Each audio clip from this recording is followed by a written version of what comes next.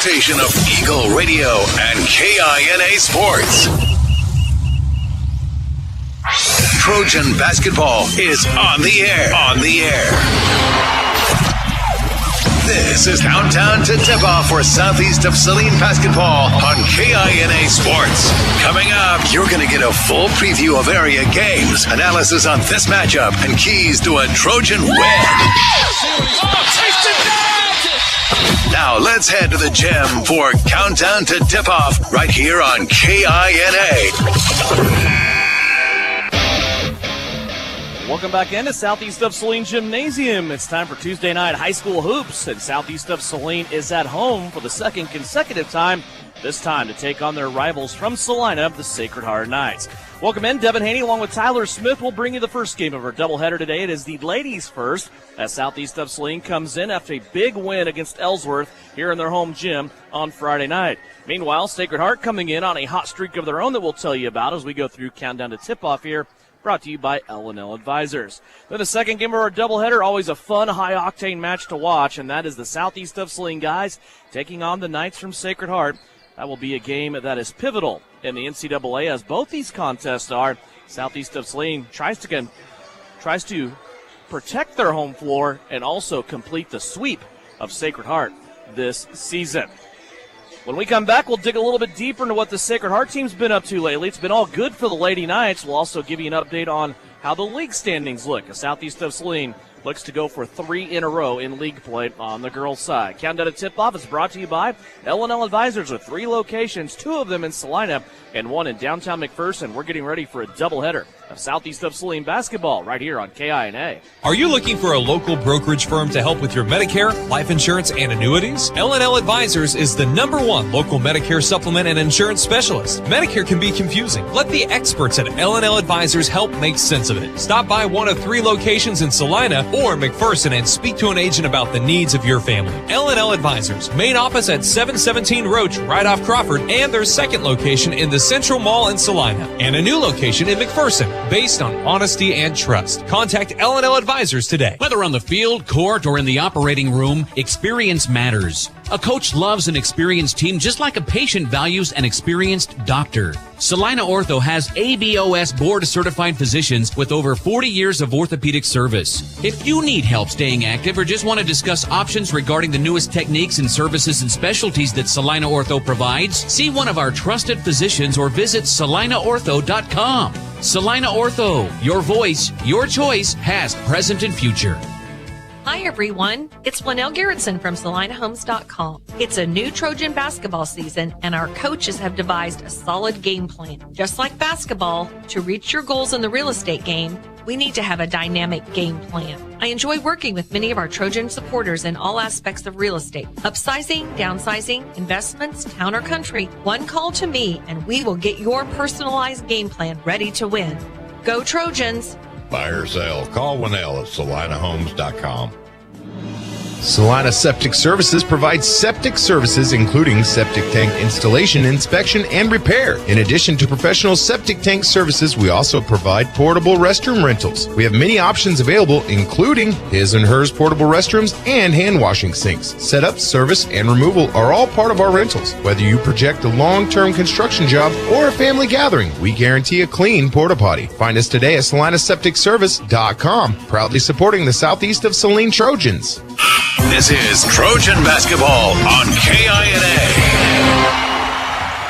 Welcome back to the friendly confines for Southeast of Saline, the Purple Palace here on the campus of SES. Not a lot of home games here as of late for Southeast of Saline, but they did get back on their home floor on Friday night. They defeated the Ellsworth Bearcats on the girls' side 48-32. That win for Southeast of Saline moved them to 11-2 on the season, now 4-1 in league play. For the Sacred Heart Lady Knights, they're 6-7 on the season. You might look at that and say, well, that stinks. That's not very good. But, Tyler, they have won 4 in a row after starting the season at 2-7.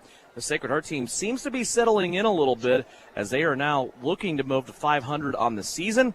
And those 4 wins in a row were 3 league games and a victory by almost 20 points, 51-32 over Hutch Trinity on Friday night. In that cluster of 3 league wins, they were able to defeat Ellsworth by 20 points. That was a big win for Sacred Heart. Yeah, huge for Sacred Heart, and I think it came at the right time for Southeast Saline to kind of look at, you see that, and now you prepare for Sacred Heart a little bit differently. Like, with all due respect, you see wins, and you see that, but then you see how lopsided that was, and that's what Sacred Heart can kind of do. They have the athletes. It's just if it all clicks, things are really well. If it doesn't click, we've kind of seen the other side of that as well. We're kind of at that time of the year where we turn the calendar to tomorrow, we go into February, and yes, the league is important. We talk about it a little bit, but we also have a couple of eyes around the corner turning that calendar to tomorrow to sub-state standings and where you need to be as far as sub-state. Of course, everybody wants to be in the top 4 because in the first round, if you're top 4 of 8 teams, you get the host of the first round, and then Southeast of Saline will end up going to Russell for a neutral site to play in their sub-state action. You look at the girls right now, and it's pretty top-heavy, really, when you look at it. Number 1 and number 2, both ranked in the state of Kansas, both in Class 3A. It's Phillipsburg and it's Southeast of Saline. Ultimately, Southeast of Saline would love to go in at the 2 seed. You get Phillipsburg then on the final day of the sub-state tournament and the right to go to state with 2 very, very good teams. But right now, you're kind of keeping an eye on everybody, aren't you? Yeah, you really are, and I think that's one thing if you've listened to any Shauna Smith interviews, if you've read anything that she's done on the Salina Post with Tyler Henry, like, Shauna Smith is not cliche. She literally does these things one game at a time. She refuses to look past anything. She has no worries about sub-state right now, and that's the focus that she has with her girls. It's what's important tonight, and then after tonight, it'll be what's important on Friday. We look at the bigger picture, and that's our job to look at the bigger picture. She refuses to do so, and I think that's, when you look back at kind of the success and how this thing's been, trending upwards over the last 4 or 5 years, I think that's crucial in kind of this incline of success. But you are exactly right. Like, you have to take care of what's going on, but your eyes are always wandering around to see what's going on around you. As I tell Mitch Gebhardt during the football season, during Southeast of Saline Trojan football, it's his job to go 1-0 every week. It's my job to look at everything else. So yes, that's kind of where we're at. You're right. We do that. And we also look at league standings. Right now, coming into tonight, Southeast of Saline, after their victory over Ellsworth, they've knocked the Bearcats down a game. Now, it is Minneapolis 4-1, Southeast of Saline at 4-1. Ellsworth at 3-2, Sacred Heart at 3-2. It's a 4-dog race right now for that league title with Minneapolis, Southeast, Ellsworth, and Sacred Heart. Southeast of Saline in this series with Sacred Heart, they've been dominant over the years. Even with Wayne Sager and then coming Shauna Smith, it was something that was passed along. Sacred Heart did come in a couple of years ago and sweep the season, won both the games against Southeast of Saline. But since that time, the Lady Trojans of Southeast of Saline have won 5 in a row over the Sacred Heart Lady Knights. Should be a good one when we come back after this 2-minute timeout. We'll have starting lineups for you and the tip at Southeast of Saline at home, taking on the Sacred Heart Lady Knights right here on KINA.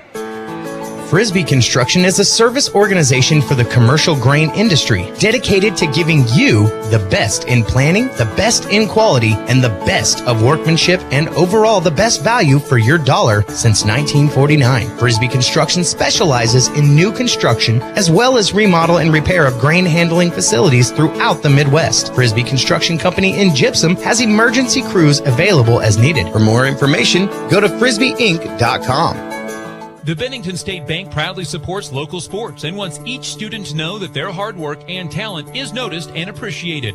At Bennington State Bank, they care about local communities and are committed to fostering long-term relationships through the delivery of excellent customer service, integrity, and fairness. From helping local businesses acquire relief loans to supporting community youth and nonprofits to helping you purchase your dream home or invest in your future, Bennington State Bank is here to help.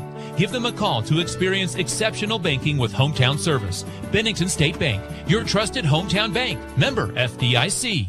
Get your parts list ready. Can-Equip's Parts Advantage sales event is going on now. Order early for best availability.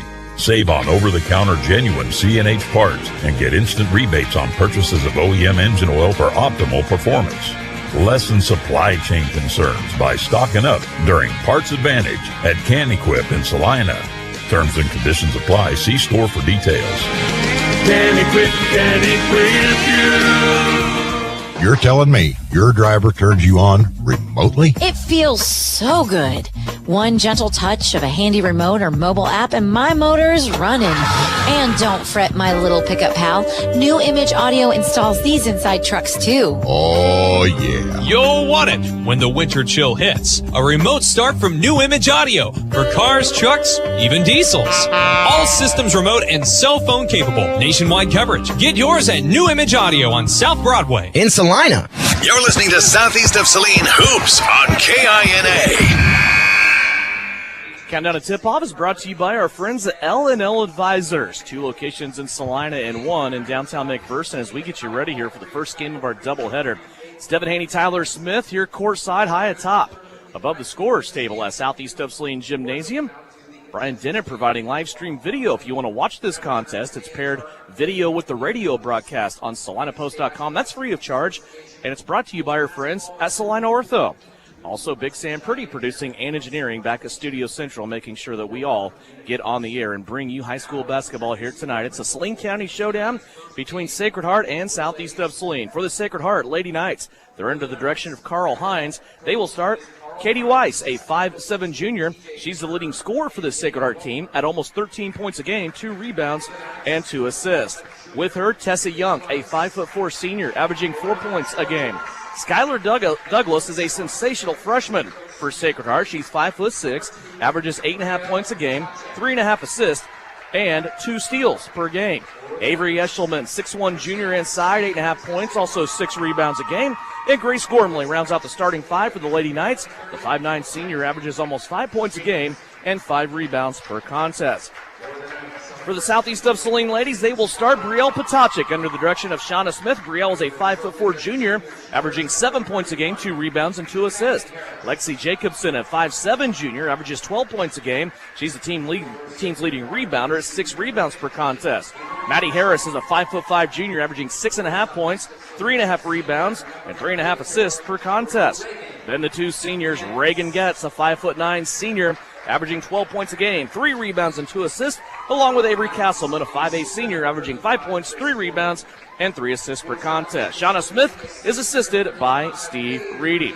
Tyler Smith, now I will come to you for our new Image Audio Keys to Success. It kind of seems like, just in the back of my mind, this game always comes down to turnover count. Yeah, it really does. So what you have to do if you're the Lady Trojans is, and it's so cliche, but keep it clean and keep it fast. You got to play fast. You got to keep it clean. And by keeping it clean, it means you possess the basketball. You don't give Sacred Heart any extra opportunities, any extra possessions by giving them offensive rebounds.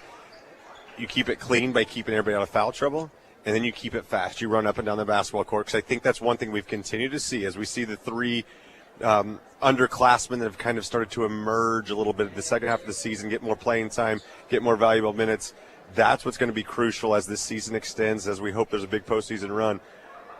Keep going fast. Get those girls in. See if anybody else has the athletes to run with you. 2 games last week, Southeast of Saline on the ladies' side, single-digit turnovers in both of those games. Just 6 turnovers against Ellsworth on Friday night. They had 9 in the first meeting of these 2 teams. Sacred Heart had 14, but that's still 5 below their season average. The Sacred Heart team averages 19 turnovers per contest. In the center circle, it will be Eshelman along with Jacobson as we get ready to tip it up. Sacred Heart wearing their navy blue jerseys trimmed in white and gold. Southeast of Saline in their home whites trimmed in purple.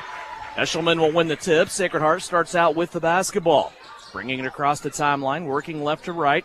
As we view it, right to left as you view it on video, Sacred Heart, and they get it to Katie Weiss right out of the gate, and she will score the first bucket of the game. Yeah, nice little step back from Weiss.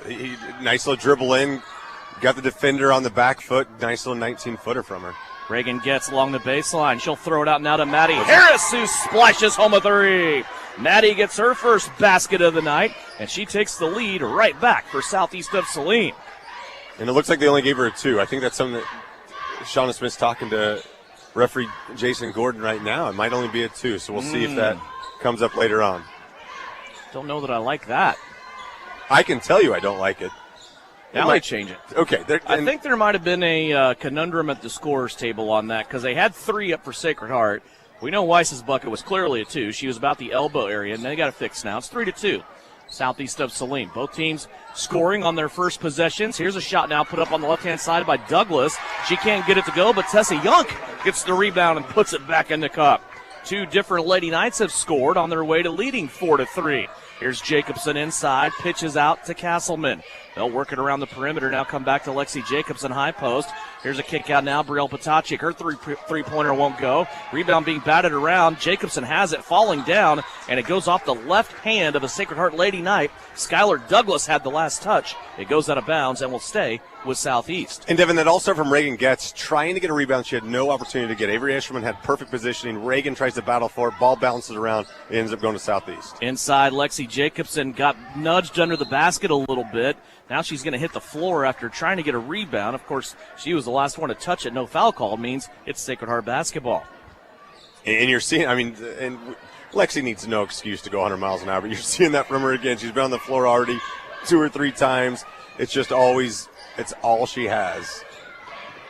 Man-to-man switching defense here being applied by Southeast of Saline. There's a three-pointer put up. That's no good. The run out, the ball rolling. Jacobson is going to have it go off her foot, and it goes out of bounds right at the Sacred Heart bench, and will go to the Lady Knights. Actually stay with the Lady Knights here after that ball was disrupted and rolling across the floor. It'll be interesting to see how Southeast Saline handles Skylar Douglas. We've already seen 2 shots from her. She had a huge night against Southeast in that first matchup. Kind of came out of nowhere, so it'll be interesting to see how they handle the left-handed freshman tonight. Here's Brielle Potacek fighting for a rebound with Avery Eshelman. They'll go to the table to sort this one out, and the arrow is lit this time in the favor of Southeast of Saline. Good job by Brielle as the 2 juniors go at it there for the rebound. Maddie Harris has the basketball. 4-3, Sacred Heart leading by 1. Harris, high post to Getz. They have double high post set right now. Now Reagan's going to turn, go to the basket, kick it out to Harris for a 3. That's no good. Harris, though, gets her own rebound, goes back inside on a flip to Jacobson. Lexi's tough shot trickles off the rim, no good, and Eshelman will clean it up for Sacred Heart. Yeah, we've seen a lot of Lexi's success come when she gets the ball off of the window, off the backboard right there. We've seen 2 missed shots with tough angles on the baseline. Just like to see her get in better position, but it's tough when you get that offensive rebound, what you do with it. She has done a really good job from distance away from the rim this year, yes. Finding angles, getting the right geometry off the scoreboard. Her first 2 attempts so far inside, she's been shoved underneath the basket. Here's the lob pass into Eshelman. She's going to hand it right back to Weiss, and Weiss will bobble. It'll go into the backcourt. They say Southeast of Saline touches it. So we'll play on. 5:10 left to go here. Opening quarter, bullet pass down low, shot up no good. Jacobson out-jumps everybody for the rebound. Here comes Maddie Harris speeding up the floor. She'll shovel it off here to Castleman, but Maddie bobbled the basketball, got it caught on her hip as she was trying to come out to the left wing to Avery, and that will be a turnover for Southeast of Saline, the first of the night. Avery Castleman will check out of the game. Coming in for her is Abigail Pearson, the freshman. Yeah, good call right there. You can see the ball got caught up, but you've seen 3 minutes in, not a single foul being called. And I think if that's the way this game works, it works in Sacred Heart's favor. They're a very physical team. They're bigger. However, you have to be able to adjust if you're Southeast Saline to understand this is the way the game's going to be officiated. Go after and get the basketball like Brielle Potacek did right there. Brielle with a steal up the court. Getz has it now, and she's going to go baseline on the left-handed drive. A little bump when she went up to shoot there. And she comes away empty. Here comes Sacred Heart back down the floor. Off the left-hand side, here's a shot put up along the baseline. That is no good from Skylar Douglas. Jacobson now has it. Lexi stops mid-lane, tries to get it to Pearson coming down the paint. A little bobble there, but Abba gets it back. Approaching the halfway mark of the first quarter. Stuck on 4-3 here for some time. Maddie Harris has the only basket for Southeast. Here's Lexi on a curl off the window. She was able to kind of fight back on that bump that time.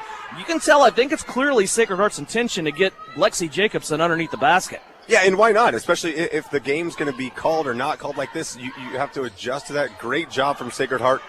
Just continue to push Lexi down deep as you saw Eshelman do that. Great steal by Lexi right there. 2 turnovers and 2 consecutive possessions for Sacred Heart. Southeast of Saline can't come up with this one.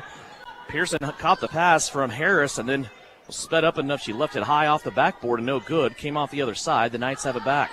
5-4. A 1-point Southeast of Saline lead. Defense is turned up after the first possession where each team hit their first basket attempt. 3:19 left to go, opening quarter. Pass in, mid-lane, shot put up wild off the backboard by Kira Cochran, who was checked in. Rebound Southeast, 2-on-1 break. Here's Getz, step around the defender. Right-handed layup off the opposite side of the window won't go. And Southeast missing a lot of baskets at the rim. Here in this first quarter, Sacred Heart has the basketball, and they want a 30-second timeout. 3:04 left to go. Here in the opening quarter, you're listening on KINA and watching live stream video free of charge on SalinaPost.com, brought to you by Salina Ortho.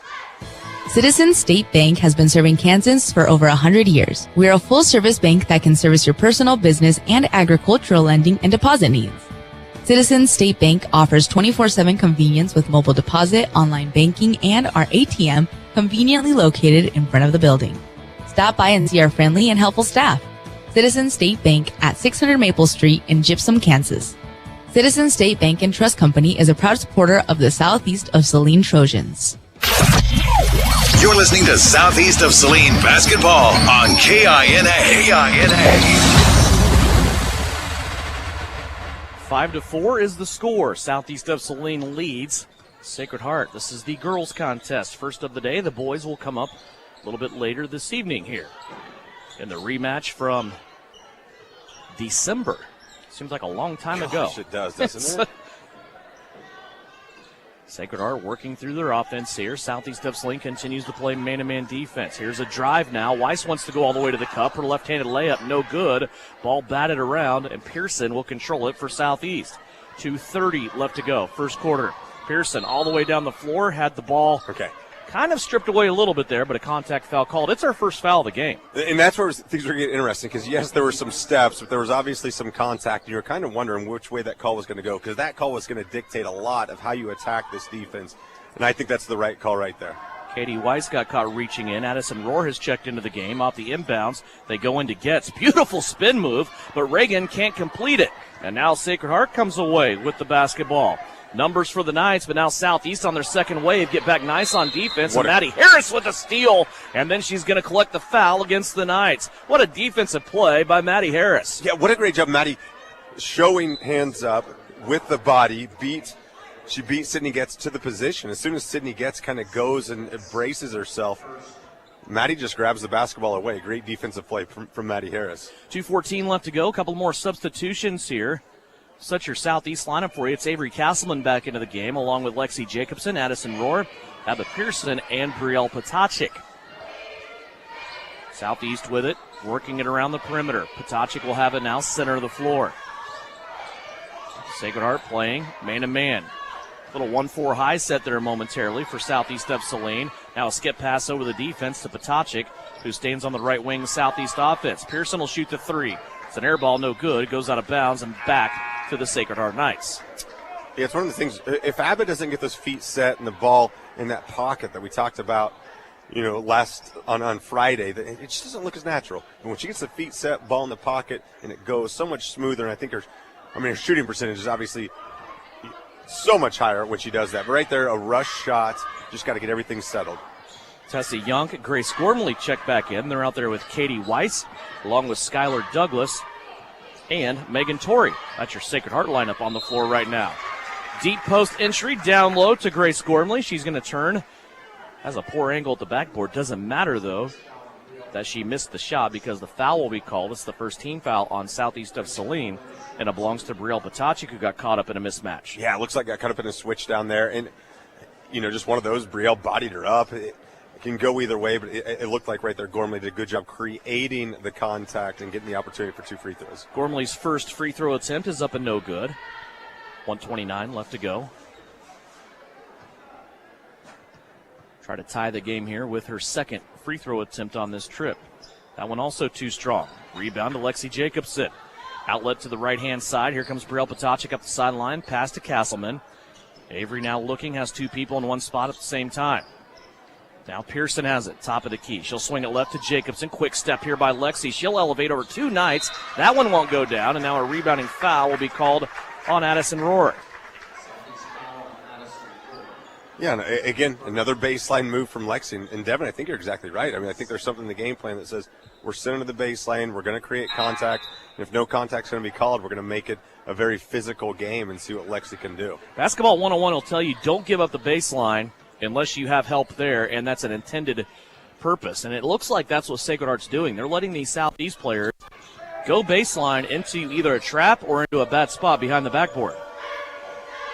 1 minute left to play, first quarter. These two teams Still kind of checking each other out here. Here's a three-pointer by Sacred Heart. That's no good. Douglas with the rebound, then whips it back inside for a miss by Gormley. That ball went all the way around the inside of the cylinder and somehow fell out. Southeast comes away with it. 5-4, Lady Trojans. Getz has it up top. Gets a screen from Jacobson. Now she'll play it to the right-hand side to Castleman. Avery hasn't taken a shot yet in this game. Here's Getz now looking on the right wing. Brielle, now Harris. They whip it quickly to Avery Castleman, who's now on the left side. Here's Getz, wide open, top of the circle, 4-3. That won't go down. And the rebound taken in by Skylar Douglas. But the freshman lost the basketball out of bounds for Sacred Heart. Turnover number 4. And you're starting to see the offense. The ball's moved around a little bit more. More passes to a shot, but you've got to give yourself some offensive rebounds. It can't just be one shot and go. Got to fight for the offensive rebounds if you're Southeast Saline right now. 24 seconds left to play here in the quarter for Southeast of Saline. Knowing the Lady Trojans, they'll play for the last shot here. Nope, Castleman says, I want the 3. Too strong, no good. Douglas with the rebound again for Sacred Heart. Up the floor with 14 seconds. Katie Weiss is by herself. Stop and pop, left wing. That won't go down. Jacobson fighting for the rebound, and now Avery Castleman went Inspector Gadget and extended those arms out and brought it back in. Here's Harris up the floor. She has a free pass to the basket. A foul late. Coming over, trying to recover on defense as Sacred Heart, and they're going to send Maddie Harris to the free throw line with less than a second left to go. And Devin, what a great play right there as we see the foul call on Tessie Young. A lot of times you see when the clock's winding down, players want to stop and they want to settle for the outside shot. Maddie attacks. Defenders weren't ready. Now she's got herself to the free throw line. And misses the first free throw, but start accumulating fouls. I mean, if you're not going to call fouls as an official, you go create contact and see what happens and see if that foul comes in later in the game. First foul on Tessie Young, third team foul on Sacred Heart. Harris missed the free throw. Second attempt here on the way. Also missing off the front of the rim, and that'll be the end of the quarter. Scoring drought for both teams currently being served right now. Southeast of Saline with a narrow advantage. 5-4. Lady Trojans over Sacred Heart as we go to the second quarter. It's coming up next here on KINA and also on SalinaPost.com, brought to you by Salina Ortho. Hi, it's Sarah and Addison with Mary Maids in Salina and Abilene. We'd like to take time to thank our friends and customers for your business in 2022. We look forward to serving you in the new year. If 2023 includes plans for a new home, call us. Save time and stress less. Mary Maids will help you clean your old home when you leave and your new home before you get there. Happy New Year's from everyone at Mary Maids in Salina and Abilene. Find Mary Maids on Facebook or at marymaids.com. Mary Maids, relax. It's done. Whether on the field, court, or in the operating room, experience matters. A coach loves an experienced team just like a patient values an experienced doctor. Salina Ortho has ABOS board-certified physicians with over 40 years of orthopedic service. If you need help staying active or just want to discuss options regarding the newest techniques and services and specialties that Salina Ortho provides, see one of our trusted physicians or visit salinaortho.com. Salina Ortho, your voice, your choice, past, present, and future. Work hard, play hard. Good luck, Trojans from Roselawn Memorial Park in Salina. To learn more, visit roselawnsalina.com. Second quarter, Sacred Heart starts out with the basketball. Southeast of Saline with a 1-point lead, 5-4 as points.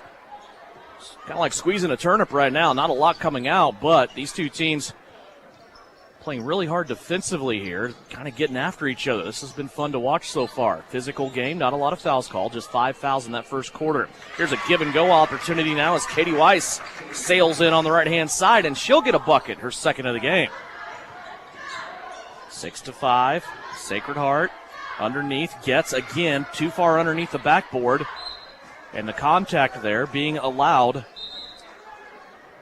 Ball goes out of bounds. It will stay with Southeast of Saline. Into the game for Sacred Heart comes Sydney Getz. She will replace Skylar Douglas. Yeah, and your team Southeast is getting shots. If you look at their shot chart, they're getting tons of shots in the paint. It's just bad angles and highly defended.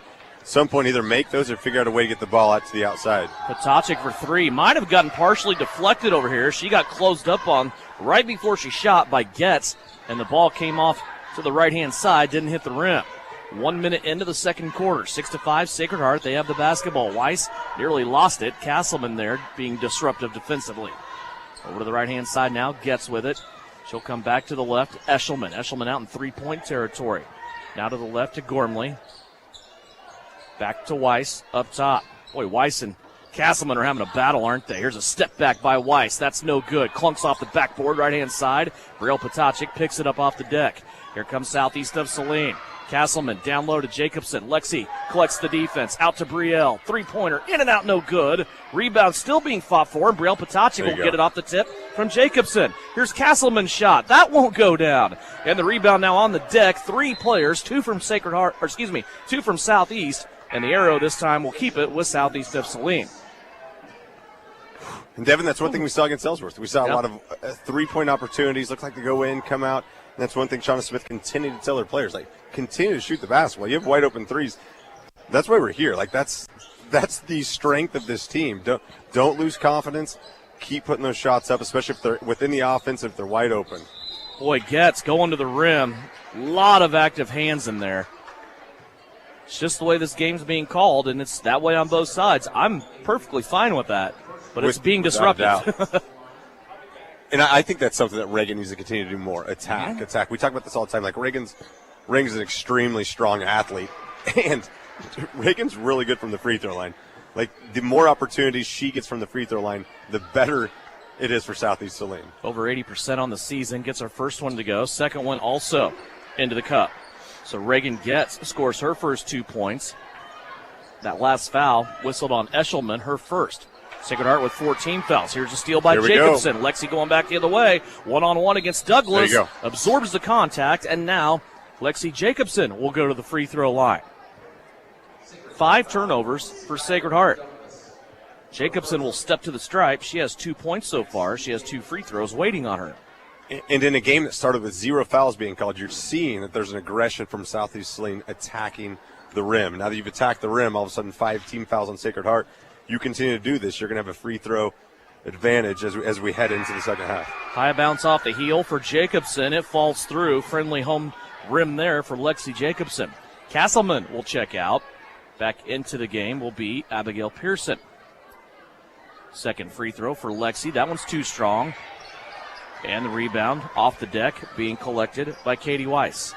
Weiss up across the timeline. She'll be picked up this time by Pearson with Avery Castleman taking a break. Here's a steal by Maddie Harris. Harris has Patacic with her. Keep going, Stop Maddie. And pop by Maddie at 10. And the rebound now taken in by Brielle Patacic. Boy, Brielle's getting some boards here in this game. She always does, but she's been extremely active in this game.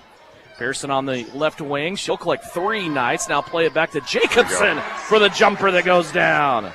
And, Devin, that all ended up working out for Southeast Saline, but with Maddie Harris with the 2-on-1, you want to see her attack, create that contact exactly, which would have all of a sudden been the second foul on Skylar Douglas. You have to attack, and that's something I'm sure Coach Smith will talk to Maddie about, because that's something that Maddie is great at doing. We see her absorb contact about as good as anybody, and she's strong enough that she can still get her shot up. Eshelman inside has to shoot over 2 Southeast players. Pearson in there doing battle, and she's going to tie it up between 2 Knights. And they're going to say it stays with the arrow to Sacred Heart. Castleman did not go out and stay out long. She is going to come right back in, this time giving Jacobson a break. Yeah, it seems like we don't call with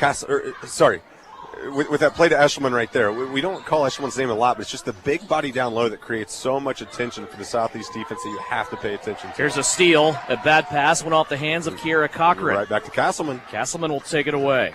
All of a sudden now 7 steals for Southeast, and Brielle Patacic hits a 3-pointer on the left wing. It's a big run for Southeast of Saline that prompts a timeout from Sacred Heart. It's a 30-second timeout and an 8-0 run here by Southeast. We'll keep right here. It looked like the ball went out of bounds, but the timeout was called by Sacred Heart before the ball went out of bounds. It was one of those, not sure if everybody was watching the same game. Timeout was called on the sideline. Sacred Heart's basketball. Saved, because that thing could have gotten really silly. Sure, Francis Flax is over there on the first row. He's giving some advice about how to handle that, I'm sure. 13-6 is our score. Salina Ortho helping us bring you live stream video free of charge on SalinaPost.com. We will be back at it again on Friday night as we travel down the road to Chapman. Always a fun visit there to face the Irish. Big, wide-open gym. Kind of has a tournament feel to it. It'll be Southeast of Saline and Chapman here on KINA, and also with live stream video on Salina Post coming up from Chapman on Friday. Hey, that 3 massive by Brielle. And she's probably now 1 for 4 on the night. That's all unofficial. But again, every shot she takes is with confidence. And Brielle understands the flow. She understands momentum. Great shot from Brielle Patacic. So far, it's an 8-0 run for Southeast of Saline since Sacred Heart scored the first basket of the quarter and went up 6-5. Now it's 13-6. Defense being ratcheted up a notch, as they say, by Southeast of Saline. And now almost creating another turnover is Maddie Harris as she pokes one out of bounds. Jacobson back into the game.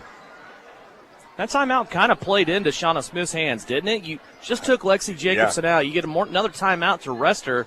She missed maybe 10 seconds of clock time. Yeah, that's where it gets scary how you play your timeouts. Yeah, you want to help your team out, but given this Southeast team any rest, it's dangerous. There's a three-pointer by Tessa Young, and she will stop the Southeast of Saline drive at 8-0. Southeast, though, quickly back in attack mode. Pearson has it on the right wing. She'll dump it off to Jacobson.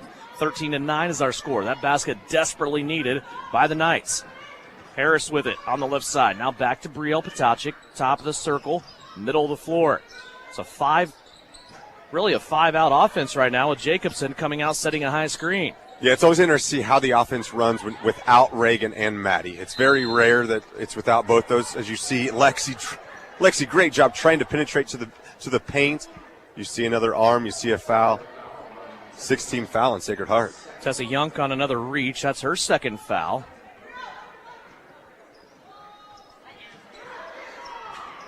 Southeast will keep it. Oh. A traveling violation against Southeast. That's just the second turnover for the Lady Trojans of Southeast. And you're seeing Coach Smith's telling Brielle just shoot that shot from the elbow. But, gosh, I thought what Brielle did was great. She comes off that screen. Nice little curl. She's taking one dribble for a 10-footer. Got called for dragging the foot. I think it's one of those. It looked a little bit awkward. Potentially was a travel. Potentially wasn't. You got to go with the stripes there. Eshelman will check out for Sacred Heart. In for her, Megan Torrey for the second time. Kira Cochran has it up top. Now she'll play it off to Torrey. Three-pointer on the way. That's no good. Castleman with great position down low on the rebound. Here comes Maddie Harris with a 3:08 left to go here in the second quarter. 13-9 Southeast. Castleman for three. That won't go down. Jacobson trying to get the rebound, but it's already secured by Sacred Heart and Megan Torrey. And Devin, I still love that shot. I mean, you give it up to the trailer. Avery caught that in rhythm, got the feet set, put that shot up from square on. Continue to shoot that shot if you're Southeast Saline. Under 3 minutes left to go. Keep it here at halftime. We'll go over numbers from the first half. Also have a conversation with Bryson Flax. Here's an ill-advised step back by Katie Weiss, and that one's going to be an air ball. No good. Not even close. And those are shots that we saw in December going in. We saw Katie Weiss hit a few. We saw freshman Skylar Douglas hit a few of those step backs. Those shots were going in. You continue to put pressure on them, continue to get them tired. If those shots don't go in, it's all of a sudden not a 6-point game as it was at Sacred Heart.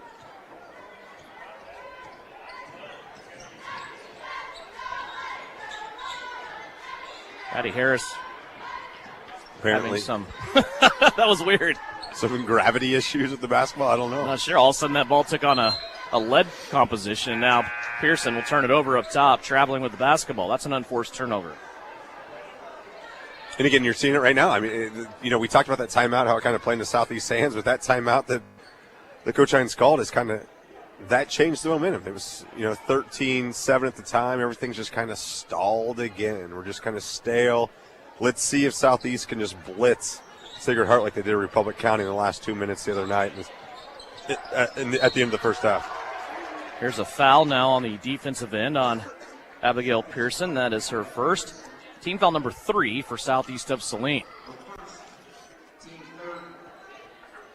13-9 is our count. Southeast of Saline leading by 4.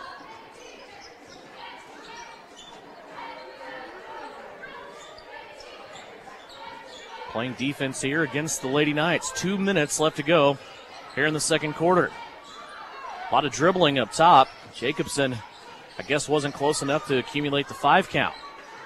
Now they're going to hand it off back to Douglas. Little runner. She throws it up at the rim while going baseline, and that rebound's taken in by Maddie Harris. Here comes Harris now up across the timeline. 1:43 left to go before halftime. Harris with it. They'll swing it around now to Pearson. Pearson looking left the whole time. Will come to Castleman. Now Getsu is back into the game. Reagan wants to go baseline. A lot of contact there. The ball goes out of bounds, and it will stay with Southeast. Yeah, just nowhere to go there. Really good defense from Sacred Heart. You saw Avery Eshelman just stand her ground straight up. I mean, you could not have taught help side baseline defense any better than that. Reagan, she continues to go baseline. You either got to come out and you got to play that, out to the outside, or you just can't get caught in that area. Harris for 3 off a deflection off of her own inbounds pass, and she's going to drill it. What a shot by Maddie Harris. Yeah, when it leaves Maddie's hands, you just kind of know, don't you? I mean, you see the rotation on the basketball. When it's, again, in that pocket, it comes out clean. Great shot from the junior. Back to the largest lead of the game so far here in the first half, and Sacred Heart will turn it over. 8 turnovers for Sacred Heart, 3 for Southeast of Saline, and Southeast, after hitting a 3, now we'll get the ball back with 71 seconds left to go here in the second quarter. Maddie Harris will check out. Now Sacred Heart looking to dial up the pressure a little bit. Brielle Potacek might need some help. They're going to go clear out now, go one-on-one. Brielle will handle that easily. Up across the timeline now. She'll pass it to Pearson. Pearson has it stolen away. Another turnover for Southeast of Saline. Up the floor, left-handed layup is good. 4-point swing there. Skylar Douglas with her first basket. Under a minute left to play. 16-11 now. Southeast of Saline's lead trimmed back to 5. Pearson on the right-hand side. To Potacek. Now to Getz. Getz open from 3. About a foot behind the line, and she drains it. Reagan Getz gets the points back for Southeast. Puts the Lady Trojans up at 8. 27 seconds left to go. Here's Eshelman wide open inside. Jacobson might have stumbled there. Eshelman missed her first shot. Got the second shot, though, to go off the rebound, and she is knocked to the floor and fouled. A 3-point play opportunity coming up for Avery Eshelman.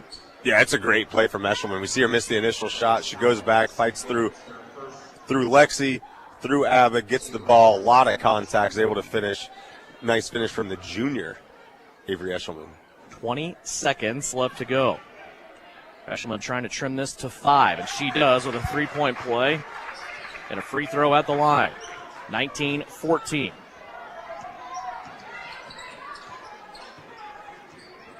Harris with it, middle of the floor, clock down to 10 as we close out the first half. Southeast trying to extend that 5-point lead. Clock now down to 5. Castleman has it.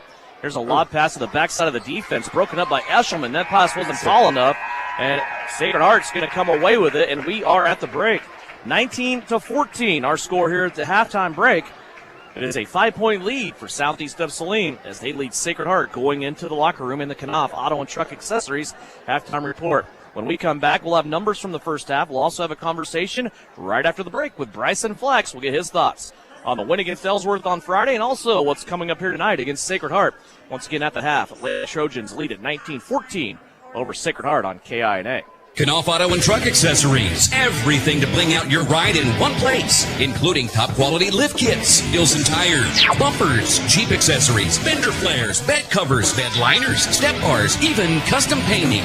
Knopf Auto is the and soil dealer and has many synthetics and filters in stock. Visit Knopf Auto on Facebook for specials, great ideas, and let them make your truck stick out in a crowd. Knopf Auto and Truck Accessories, supporting the Southeast of Saline Trojans. Hi, everyone. It's Flanell Garrettson from SalinaHomes.com. It's a new Trojan basketball season, and our coaches have devised a solid game plan. Just like basketball, to reach your goals in the real estate game, we need to have a dynamic game plan. I enjoy working with many of our Trojan supporters in all aspects of real estate. Upsizing, downsizing, investments, town or country. One call to me, and we will get your personalized game plan ready to win.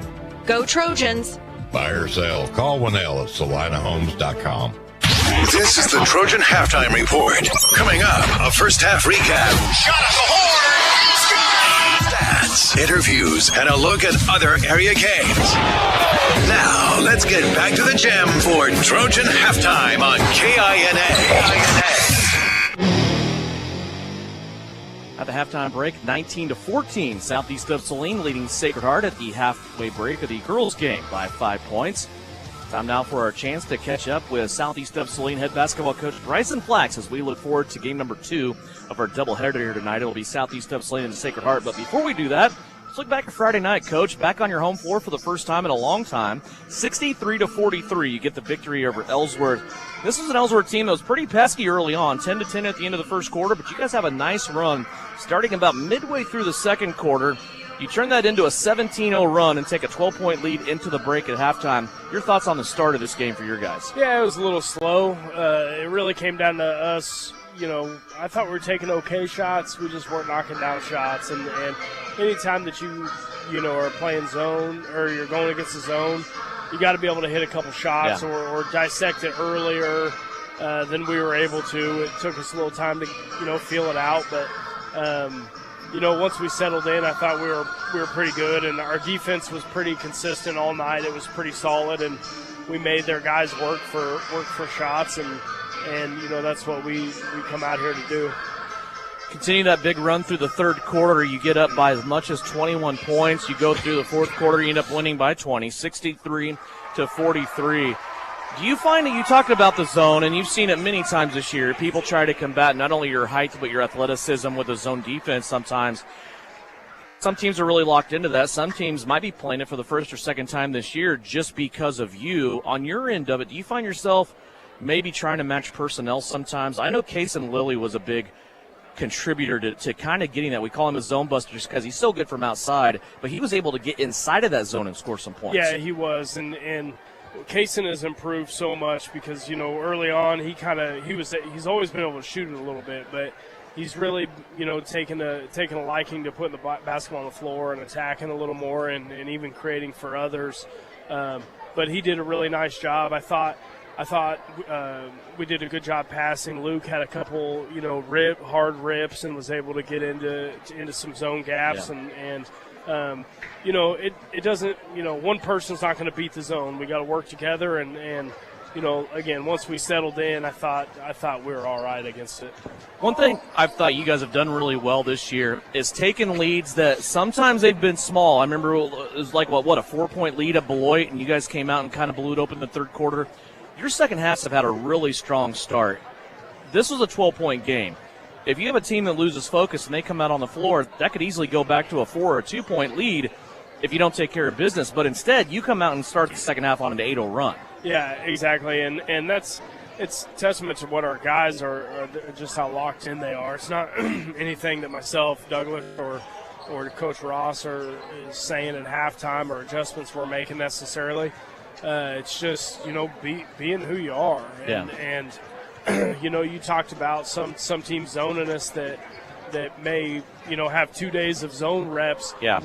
We don't change who we are for anybody. And maybe that's because I'm stubborn and I know these guys are capable of playing a certain way. And obviously it's enjoyable to coach them that way. And I think it's enjoyable to watch them that way. And, But we don't change for hardly anybody. We stay pretty consistent in how we're going to guard, how we're going to run our offense, and I think that consistency has been good for us. It's been the same for 2 years now, the exact same for 2 years now. And guys are just getting more and more comfortable. When you talk about third quarters, you go back to the December game where you played Sacred Heart at their place. Eli Sawyers had 12 points in that second quarter, hit the end of the quarter with 18 altogether, and really helped blow this game open. You guys had a 21-point lead at the end of 3. I think everybody kind of expects it, especially you and I. This may not be that same type of game. You're going to get Sacred Heart's best punch. They're tired of it losing to you now 3 in a row. They want to come out and play really, really well. What's changed, the biggest change from Sacred Heart that you've seen since December till now? It's really how patient they are offensively. Early on they were kind of running a little bit, and not to say that they're not now, but I think they're taking more efficient shots now.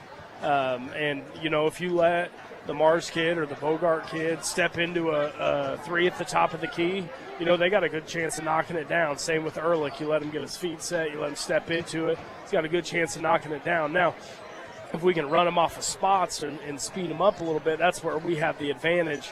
It's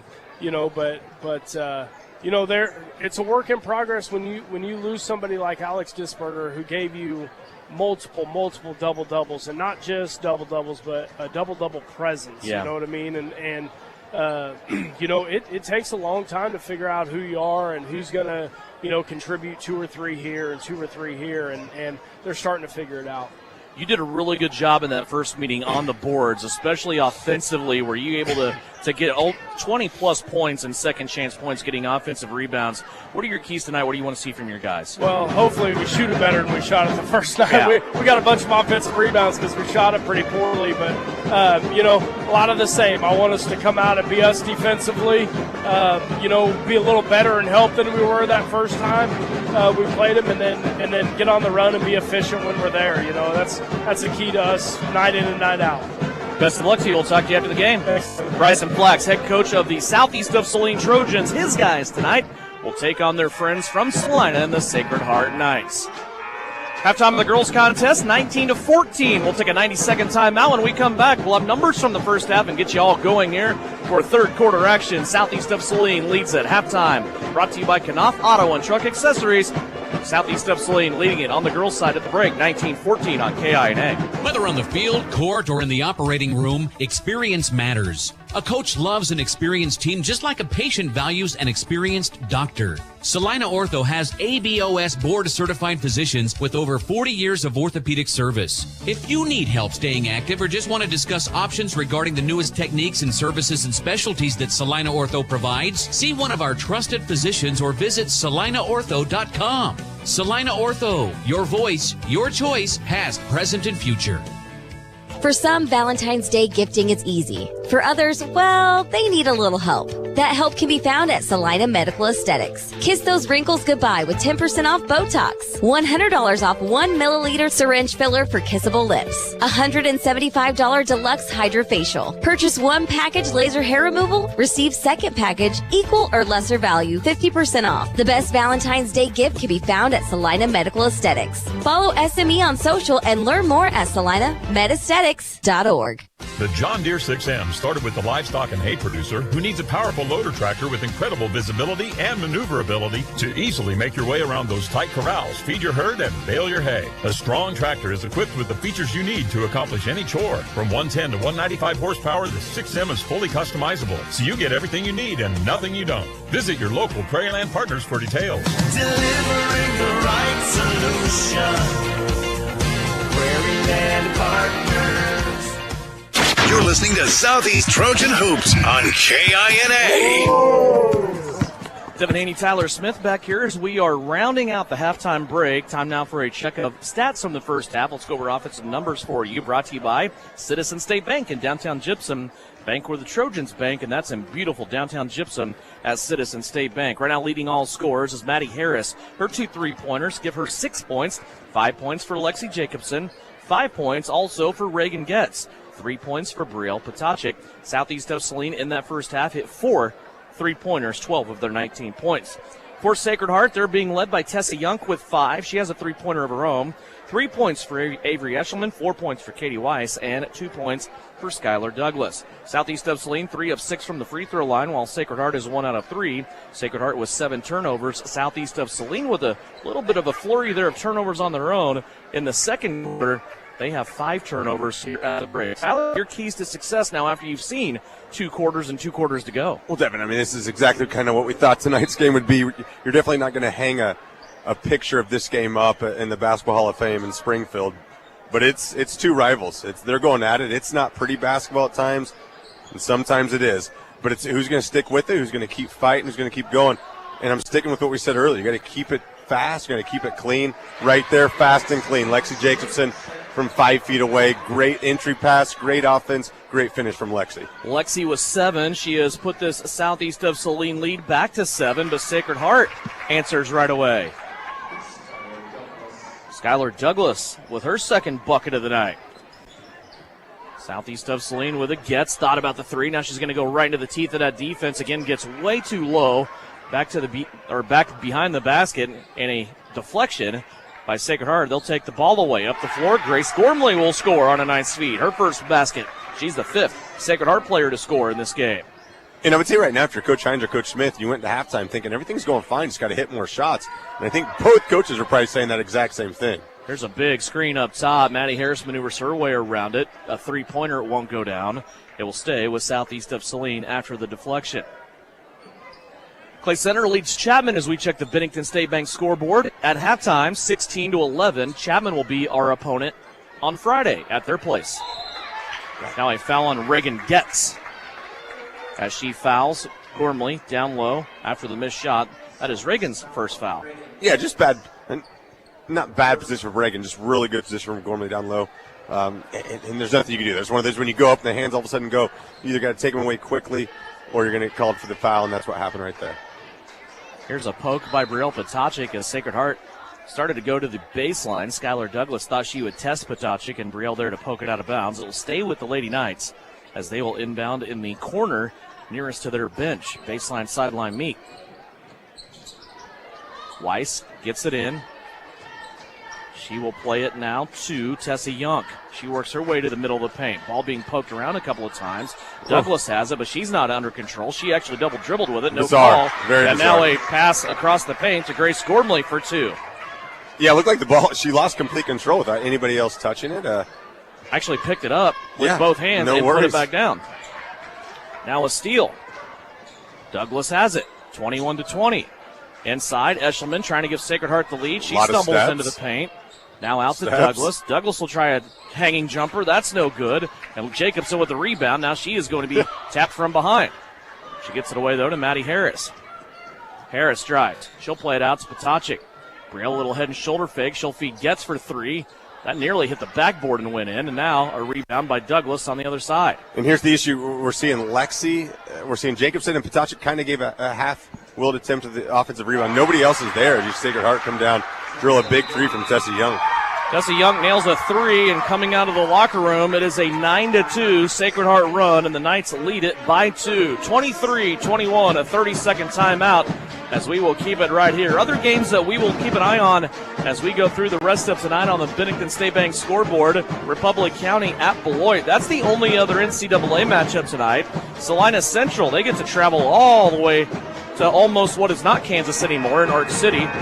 Salina South plays May South at home in Salina. Chapman at Clay Center. We already gave you an update on that girls' score at halftime. It's 16-11. Clay Center. El Saline is at Mound Ridge, and Hutch Trinity is in Bennington.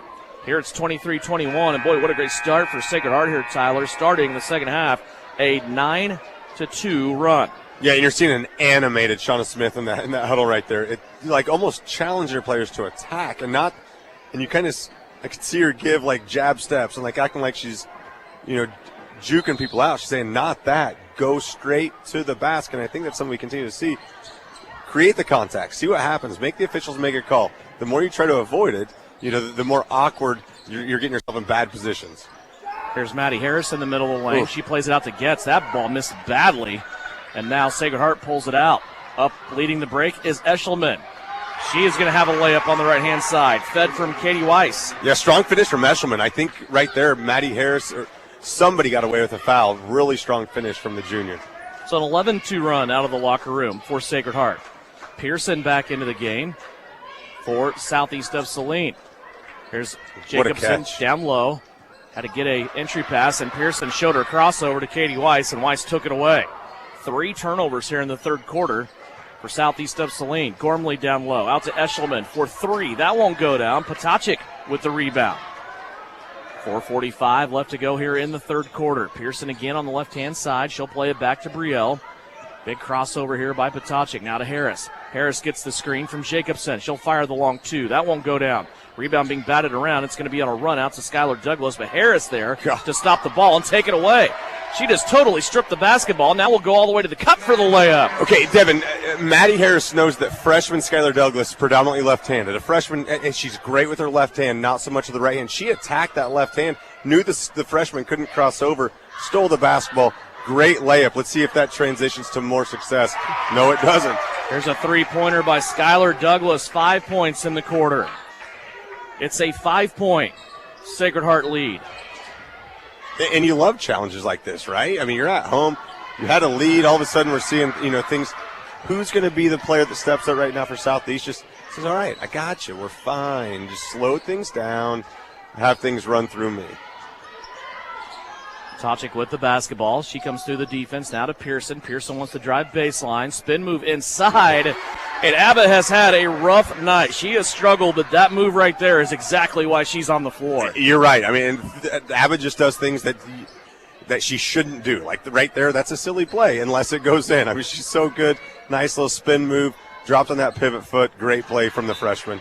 There's an entry pass looking for Eshelman down low. Jacobson comes over and whacks it out of bounds. And now substitutions on both sides. Jacobson and Getz will check out. Addison Rohr and Castleman will check in for Southeast of Saline. Also, Kiera Cochran back into the game for Sacred Heart, along with Megan Torrey. There's Weiss wanting to drive. She's going to kick it out to Yunk for another three-pointer, and Sacred Heart is hot. Tessie Yunk, 2 3-pointers. Sacred Heart, a total of 3 here in this quarter. Well, essentially both teams now are just, it's guard, guard, guard. It's all guards. Both post players from both teams are out. Let's just see what happens and see how fast this play goes. Free throw line jumper by Potocik. That's no good. Sacred Heart with the rebound. Here come the Lady Knights up the floor. Inside 3 minutes left to play. White's with it up top, being guarded by Castleman. Left-hand side, Douglas for 3. That won't go down. Addison Rohr with the rebound. She'll find Maddie Harris on the outlet. Here comes Harris now at the middle of the floor. Long pass to the right. Potocik inside. She whips it in through Addison Rohr. Rohr was hesitant, but was also shoved in the back, and nothing called there. That's tough. I would. That has to be a travel, or that has to be a foul. One or the other. Either way, I'm perfectly fine with the call. There was something. There was a lot of feet moving. Here's Douglas blowing right by Potocik as Brielle was in a tough spot there defensively, but Douglas missed the layup. Potocik gets the rebound. Up the floor to Castleman. Boy, this game is borderline ugly right now, but also very entertaining at the same time. 2:05 left to play. Castleman has it left, now to Potocik. Brielle standing close to the baseline. Will play it back up towards the center of the floor. Now it ends up on the right-hand side with Avery Castleman. Castleman started to fake back towards the coach. Now goes back towards the baseline. Gets rid of it. Here's Brielle. Well, now who's willing to work for open shots? Yeah. I mean, this is what happens. You have tired players everywhere. Who's willing to work the offense? Right there, Avery tries to drive to the lane. Gets a foul call on Katie Weiss. We're going to call that on Tessa Yunk. That is number 3 on Tessa Yunk. That is the first team foul for Sacred Heart here in the second half. Each team now with 1 foul in the third quarter. But I think natural feel is you want to press, you want to try to score, but it's more like get your breath, relax on offense, run offense. How good of a shot can you get? Don't force anything. See what you can do. Here's a beautiful pass from Castleman to Pearson down low. Pearson was already on her way to shoving open the back door, and Castleman read it, took 2 dribbles, dropped a dime right in the middle of Abba's chest. Abba was able to go up and finish it and got the contact. 3-point play opportunity coming up. And Kiera Cochran right there just got caught in a bad spot. It got caught in a switch. Nice little pick and slip. Got caught with the contact. Now got to start taking advantage of these free throw opportunities. And this is, again, we've talked about this for years. This has been an issue for Southeast Saline. You've got to take advantage of these opportunities. First free throw of the second half here for Southeast. Pearson drills it. So far, Southeast in this game, 4 of 7 from the free throw line. Sacred Heart, 1 of 3. And it's back to a 3-point game. 31-28. Sacred Heart leading by a possession. 1:38 left to go here in the third quarter. Douglas has it, middle of the floor. Now she'll go to Cochran. Cochran has it poked away from behind by Maddie Harris. Yeah, we'll just see a little press thrown at him. See how Sacred Heart handles it, speed him up a little bit. I want to say try to get him into a quick shot, but that's not the recipe lately. Everything they've been throwing up has been going. Just a little change of pace. Here's Weiss on a step-back 3 off the inbounds, and she got it to go. It's the first one of the night for Katie Weiss. She has 7. 34-28. And that shot comes out quick, doesn't it? I mean, that's super quick. Nice little crossover, steps back. Great shot from Weiss. Castleman trying to go. Is that not a kick? Okay. Trying to go along the baseline to Cochran, and that one's going to be kicked out of bounds, and it will stay with Southeast of Saline. Brielle Potocik's brief rest is over. She will come back into the game now and spell Avery Castleman. 1:11 left to play here in the third. And right now, if you're Southeast, you stay composed defensively. You're doing nothing wrong. I mean, everything that the Sacred Heart's putting up is going in. Continue to play your game. If they continue to hit those shots, you have no chance anyway.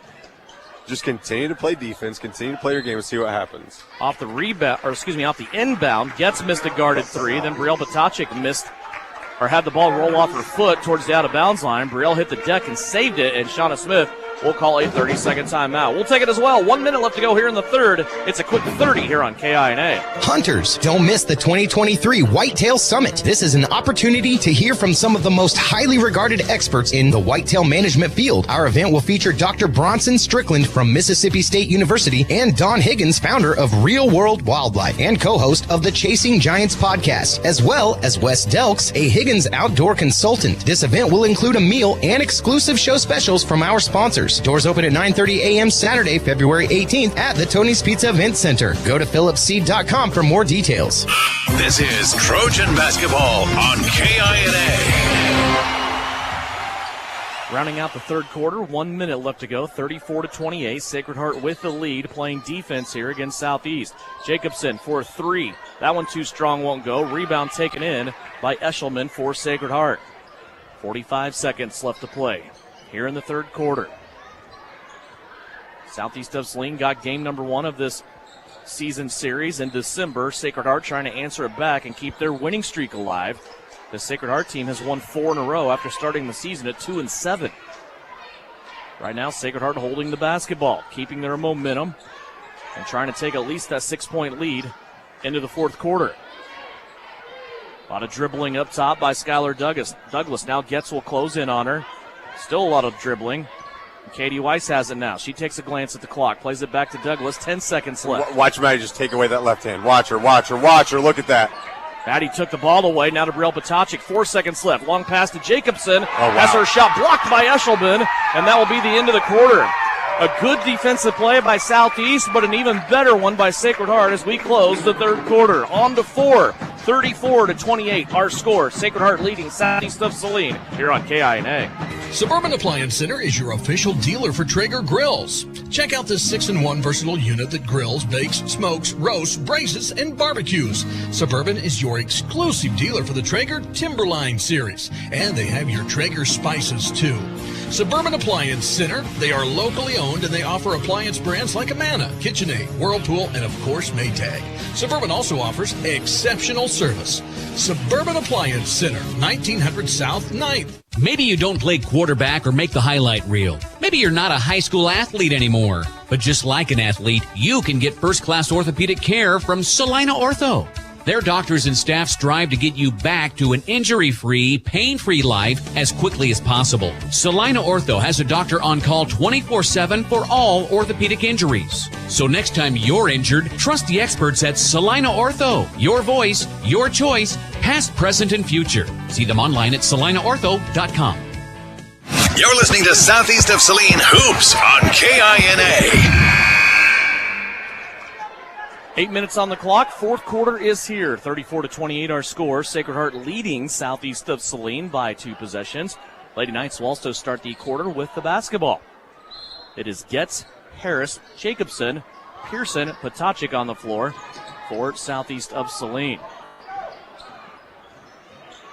Tessa Young brings it across the timeline. Had to chase a long pass down towards the Southeast of Saline bench. Now to Douglas, who drives in. Potacik's going to take it away. What a play from Brielle. And the arrow in favor of Southeast of Saline. Brielle Potacik grabbed that basketball with 2 hands and was able to stop that drive. And we've seen the freshman, really good driving, and we know she's left-handed, but that ball comes back to the right side. Brielle was ready, attacked it, just grabbed a hold of it. Great turn of events right there for Southeast Saline. Maddie Harris dribbling between 2 Sacred Heart Knights. Now to Potacik. Left-hand side, Pearson. 34-28, Sacred Heart leading by 6. Harris to the right-hand side. Here's Getz. She has the ball above her head. Now she wants to drive left. She'll swing it to Potacik. Now to Harris. Sacred Heart playing very aggressive man-to-man defense. Maddie Harris looking inside for Lexi Jacobson. Has it stolen away. Up the floor comes Gormley. She runs into a Southeast player, loses the basketball, and it goes out of bounds. Back to Southeast of Saline. Yeah, you can see Coach Carl Hines just from right when Gormley crossed half court, just putting his hands up, putting the stop sign on, and you could tell Southeast wanted no part. They're just going to let her keep going, let her get deep. Good job from Abba just to stay away and kind of have that turnover let itself happen. Sacred Heart trying a full court press here. Harris will outrun it. Now they'll get it up the floor. Pearson, Potacik. Brielle now. A couple of dribbles to her right, plays it off to Getz' hands. Reagan lost that basketball, but gets it back. Now to Maddie Harris. 1 minute gone by here in the fourth. Looking for our first points of the quarter. Harris in the corner. Now back out to Jacobson. Boy, Southeast has been unable to get the basketball in the paint at all here in the second half. Here's Potocnik losing the ball. Gormley picks it up. And here's one of those moments as we see the turnover. Like, who's going to be that Trojan that steps up? And this is something, Devin, we haven't really had to worry about so far this year, right? Like, fourth quarter deficits, the loss against, Hugoton, it was big. Like, you weren't coming back unless everything went right. Loss against Minneapolis, like, it was a similar type situation. Who's going to take over? So this is a test. At some point, as we see the freshman again, right there, Skylar Douglas, nice little floater from 10. Someone's got to take over. Someone's got to say, here we go. And for the last 4 years before this, it was Carson Slazener. So somebody's got to take that role right now for this team to go to that next level. There's a backdoor cut by Reagan Getz. Maddie Harris tried to get it to her. Now the jump ball arrow is going to light, and it's in favor of Sacred Heart. Another turnover for Southeast of Saline. That is number 6 here in the half. They have 11 for the game. 36-28. It's an 8-point Sacred Heart lead. Here's Weiss. Lob pass inside. Potocnik broke it up, but ends up with Eshelman for her shot that won't go down. Brielle gets the rebound this time. Up the floor. Brielle wanting to push it to Jacobson. All the way to the cup. Got it to go. What a tough layup by Lexi Jacobson. She leads the way for Southeast of Saline with 9. Back to a 6-point Sacred Heart advantage. Near steal by Jacobson. They get it off to Eshelman, though, who goes to the right-hand side now to Weiss. Weiss back inside to Eshelman. She dribbles right around Maddie Harris and scores. There's just a lot of panic defense going on at Southeast, which you can't do at the moment. We're seeing Lexi flying in and out, trying to get steals. You don't mind it in the backcourt, but once you get back to, on your defensive side, we got to relax, got to chill out, let the game go, play your defense. Again, another tough angle from Lexi, just barely rims out. Bad thing about that shot, there were nobody trying to rebound for Southeast. Now a foul on Southeast on the other end as Sacred Heart got it in deep to Eshelman again. And Avery Eshelman will go to the free throw line. She's 1 of 1 so far this evening, has 7 points, 2 free throws coming up. There's some tired players on the floor right now. Yeah, and you're seeing right now that Sacred Heart's they're getting down the court and they're establishing a good post presence. And it just seems like we have the Southeast just has too many players flying around trying to get steals, get back, getting that defensive positioning, and force Sacred Heart to earn their points. Here's a timeout by Southeast of Saline. Shauna Smith's going to divide up these free throws. Coming up for Eshelman. She missed the first. The second one was waiting after this full timeout. 5:08 left to go here in the fourth quarter.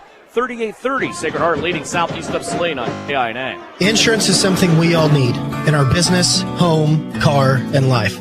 But do you really understand what's covered? And most importantly, what you are paying for? Hi, this is Rob Carlson in the Salina office of Smart Insurance. Change is good, especially if you haven't looked at your insurance policy lately. I can help you understand what you need and where the gaps are in your coverage. We provide free quotes and take pride in looking out for you. Smart Insurance, with locations in Salina, Abilene, and Harrington. Give us a call today. At home or on the road, K4 Garage will keep you moving. With over 12 years of mechanic experience, owner Nick Trout will diagnose and repair your engine to keep you in the game. Full service gas, diesel, or tires. K4 Garage also has a fully stocked convenience store with snacks and drinks. Open Monday through Friday, 7:30 to 6, Saturday from 9 until 3. Trust K4 Garage with keeping you on the road. And if it has oil, they can change it at K4 Garage in Gypsum. You're listening to Southeast of Saline basketball on KINA. Devin Haney, Tyler Smith back here at Southeast of Saline. Sacred Heart coming in. They are leading Southeast of Saline's Trojans right now, 38-30 at halftime of the girls' game. Eshelman at the free throw line. She missed her first one. Second one after the timeout is going to go down. 8 points for Avery Eshelman. Okay, so now 9-point deficit 5 minutes to go. Just chip away, right? I mean, just looking for nothing fast. Just execute as we see Sacred Heart in a full court in a press, which, if anything, they're just looking to, kind of speed Southeast up. Just catch the ball, stay calm, stay focused. Someone's got to step and be a leader. And this is something that's going to happen in the postseason. What a great test right now. Harris with it to the right. Now she's going to get into the paint. Little runner hits the front of the rim. Won't go down. Maddie gets her own rebound. Then she is stripped away. Now ball on the floor after Jacobson pokes it away. Katie Weiss will come out with it for the Lady Knights.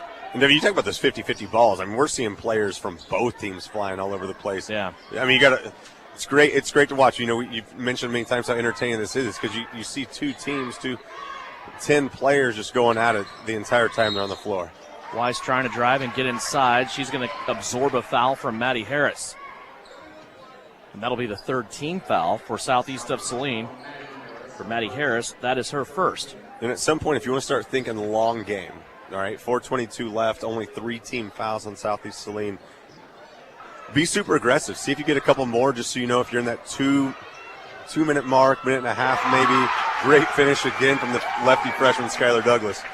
But you continue to accumulate some fouls, and then all of a sudden you start putting them to the free throw line. But right now you're a long ways away from that. 11 points for Skylar Douglas. Her team leads by 11.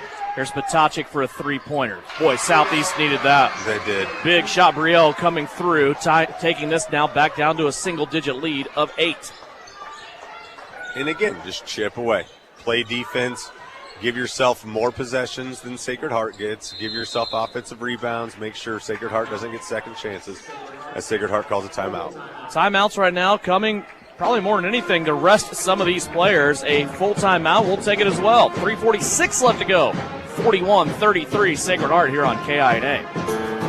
Frisbee Construction is a service organization for the commercial grain industry dedicated to giving you the best in planning, the best in quality, and the best of workmanship and overall the best value for your dollar since 1949. Frisbee Construction specializes in new construction as well as remodel and repair of grain handling facilities throughout the Midwest. Frisbee Construction Company in Gypsum has emergency crews available as needed. For more information, go to frisbeeinc.com.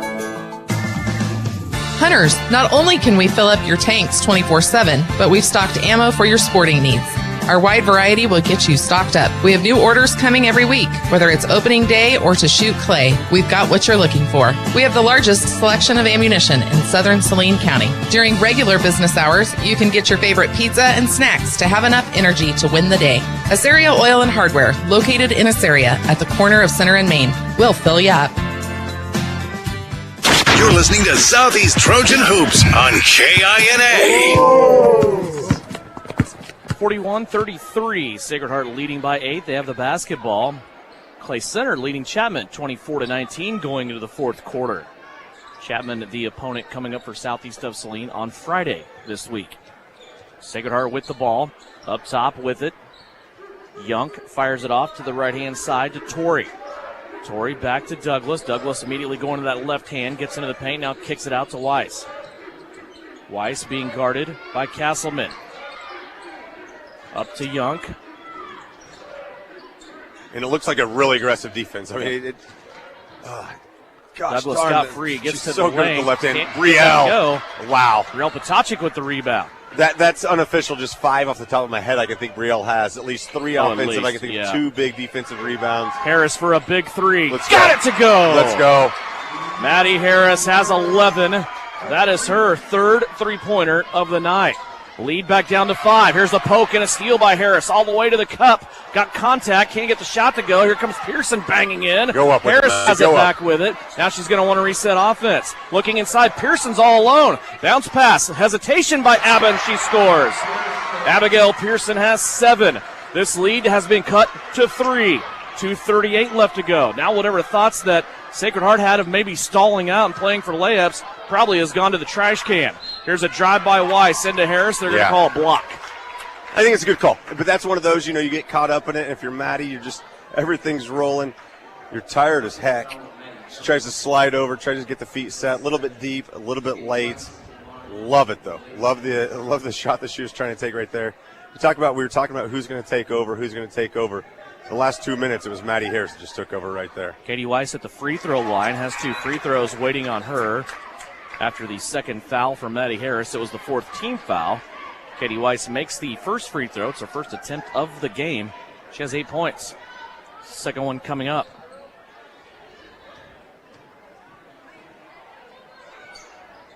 That one bangs out no good. Here comes Pearson in the backcourt.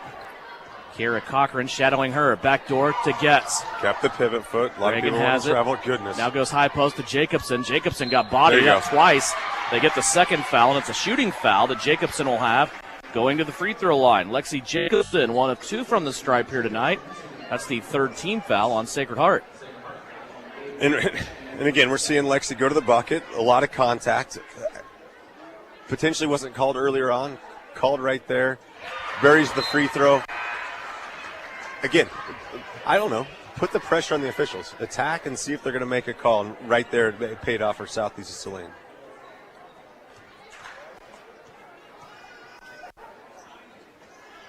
Got 1 of 2 at the line, and the ball tipped out of bounds, and they're going to say it's Sacred Heart basketball. They're going to say it's off the 5'6" girl and not the 6'1" girl.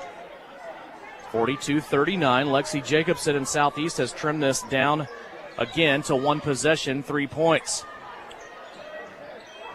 Here comes Katie Weiss with it up the right-hand side. As she carried the basketball, got it caught on her hip. Hey, first of all, great defense from Avery Castleman. Second of all, you don't see officials make that call anymore. All of a sudden, you see players all the time. Ball gets caught with all the stuff they're doing. If it gets caught on your hip, that's an illegal dribble, double dribble. You can call whatever you want, but that is not it's not a legal dribble. Good call right there from the officials. That's the second one of those we've had in this game, where things just kind of look discombobulated. Southeast had one in the first half. There you go. Here's Harris. Let's go. Oh. Fakes a three-pointer. Tessa Young there to close her down. You could tell Maddie was ready to pull the trigger. Here's Potocnik now with it. Backdoor cut to Castleman. Out to Harris. This is an open look from 3. Got it to go. Maddie Harris gets another 3. She has 14, and this game is tied. Whoa, 42-42. 1:30 left to go. Here's Weiss. Speeding down the right-hand sideline. Now retreats, comes back to the center of the floor. Goes to Tessa Young. Young has had the hot hand in this game. Over to Eshelman now, right-hand side. Weiss looking at the clock, 1:18 left to go. Here's a drive by Douglas, but she's on the right-hand side, and she has no dribbling on the right-hand side, and a timeout called as her coach is going to stop play with a full timeout. 75 seconds left to go here in this one. We are tied in the Purple Palace. 84-point split right down the middle. Back with more here on KINA. Kansas Wesleyan University is proud to offer bachelor's degrees in criminal justice and emergency management, with both programs available on campus and online. Graduates have gone on to positions in the Secret Service, various police departments, the Kansas Court of Appeals, and to serve as county officials right here in the Sunflower State. Want to know more? Visit kwu.edu today. That's kwu.edu. Salina Regional's Orthopedic and Sports Medicine is your home field advantage. Our physicians include sports medicine physician Dr. Matthew Pyle, along with orthopedic surgeons Drs. Travis Rump and Todd Riley, plus an A-team of certified athletic trainers and physical therapists. We're ready when you need us to help prevent injuries, enhance performance, or to heal through surgery and rehabilitation. For area athletes to weekend warriors, the home field advantage starts at Salina Regional Orthopedic and Sports Medicine. Work hard, play hard. Good luck, Trojans, from Roselawn Memorial Park in Salina. To learn more, visit roselawnsalina.com. Out of the timeout, Sacred Heart has it on their own baseline. They will inbound underneath their own basket. And Brielle Potocnik in there with another tie-up. She was in there. It was a designated handoff to Douglas, and Brielle comes in and takes the handoff at the same time. The arrow will give it to Southeast. Okay, Devin, quick reset. Only 14 fouls against Southeast Saline, only 2 against Sacred Heart. So your word in the timeout, your message is go after loose balls. Fouls do not hurt you. Nobody's in foul trouble. It's exactly what Brielle did. Paid off for Southeast Saline. Here's Jacobson. Little give and go. Harris for 3. Maddie got another one. The Mad Dog is loose as she gets her third three-pointer in the fourth quarter. Southeast of Saline up by 3. Let's go. And now another turnover by Sacred Heart. Getz has it, and she is going to be tied up in a foul called on the Knights. 44 seconds left. Devin, during that whole thing, Maddie's coming, and she sees that steal right there from Reagan, and her face is wide open. Now you see her completely focused. We are directly in front of several Southeast Saline parents, and everybody in the crowd right now is smiling except for those parents. They are on hands. They're sitting on their hands. They're on pins and needles right now. Whew. The lob pass into the center of the floor went to Reagan Getz. She was fouled. That will be the 4th team foul now. But for Tessie Young, it is also her 4th. So she's going to have to be in safe spot now. There we go. And we talked about that team foul situation right now. Everybody was so far away from the bonus earlier, so now a lot of fouls. I want to run something different. If I'm Shauna Smith, I might want to call a timeout. I don't want to use one of those. I want to keep them, but I want to see if I can get somebody to the bucket, see if I can get an easy bucket here, because you know what they're trying to do. They're trying to be aggressive. Well, and this might be really early, by the way. I will defend the coach, too, by the way. Every single time they've inbounded this ball, 3 times in a row, it's gone to Reagan Yes, Getz. without a doubt. And that's exactly where you want the basketball going. Reagan, so far in this game, 5 points. It's been a quiet night for her. All 5 of those came in the second quarter, including 2 of 2 from the free throw line. That foul for Sacred Heart on Avery Eshelman was her 4th. It's a 1-on-1 opportunity for Reagan Getz. Free throw is up, and it's good. 6 points now for the Kansas Wesleyan commit. She wants to be a Coyote next year. 38.9 seconds left. The arrow in favor of Sacred Heart if we should have to dial on that again. Getz misses the second free throw. 46-42. 35 seconds left. Douglas started out right now trying to come back to the left side of the floor. She'll hand it off to Katie Weiss. Switching defense, Jacobson with Weiss. She needs to stay on her. Weiss looking for the step back. Long three-pointer off the backboard. The wild shot won't go. Ball on the floor picked up by Gormley. Now it rolls out to Douglas. She'll pull up for 2. Got it to go. And a 2-pointer by Skylar Douglas. And a tough shot there. Yes. And now a 2-point game as Sacred Heart has scored to make it 46-44 with 16 seconds left. Devin, this freshman was impressive in December when we played him. Arguably more impressive tonight. Because she was held scoreless in the first half, has come alive in the second half. That shot right there, there are bodies flying around, people laying on the floor. She throws it up, a lot of contact, no foul called. Great shot from Skylar Douglas. Gosh darn, this is fun. Skylar Douglas was the leading scorer for Sacred Heart in the first meeting between these two teams back before the holiday break. 46-44. Southeast of Saline leads it by 2. Southeast has the inbounds. They have the possession. Sacred Heart, again, with 17 fouls. If they want to foul, if they don't get a steal here and send Southeast to the free throw line, it will be a 1-on-1 opportunity for the Lady Trojans. But the main area of concern right now for Southeast of Saline is to get the ball safely in bounds. I think it's also worth mentioning that Sacred Heart is out of timeouts. So here's what you have to do. You have to get the ball to Reagan Getz. And Reagan Getz can hold the basketball as long as she wants in the backcourt, as long as it's less than 10 seconds. She can hold the ball. You have an infinitive count as long as, so Reagan just hold it. No need to dribble, although she is. Quick foul called. It looks like Skylar didn't know she did it. It's all right. You're sending the right person for Southeast Saline to the free throw line. Skylar Douglas guilty of the foul. Little touch foul there is her first. Reagan Getz to the free throw line. So 1-on-1 opportunity coming up here, 14.7. Sacred Heart did the right thing there. They fouled immediately and let minimal time come off the clock. Eshelman back in. She was out of the game there at that point because she has 4 fouls. She's back in there now for rebounding purposes.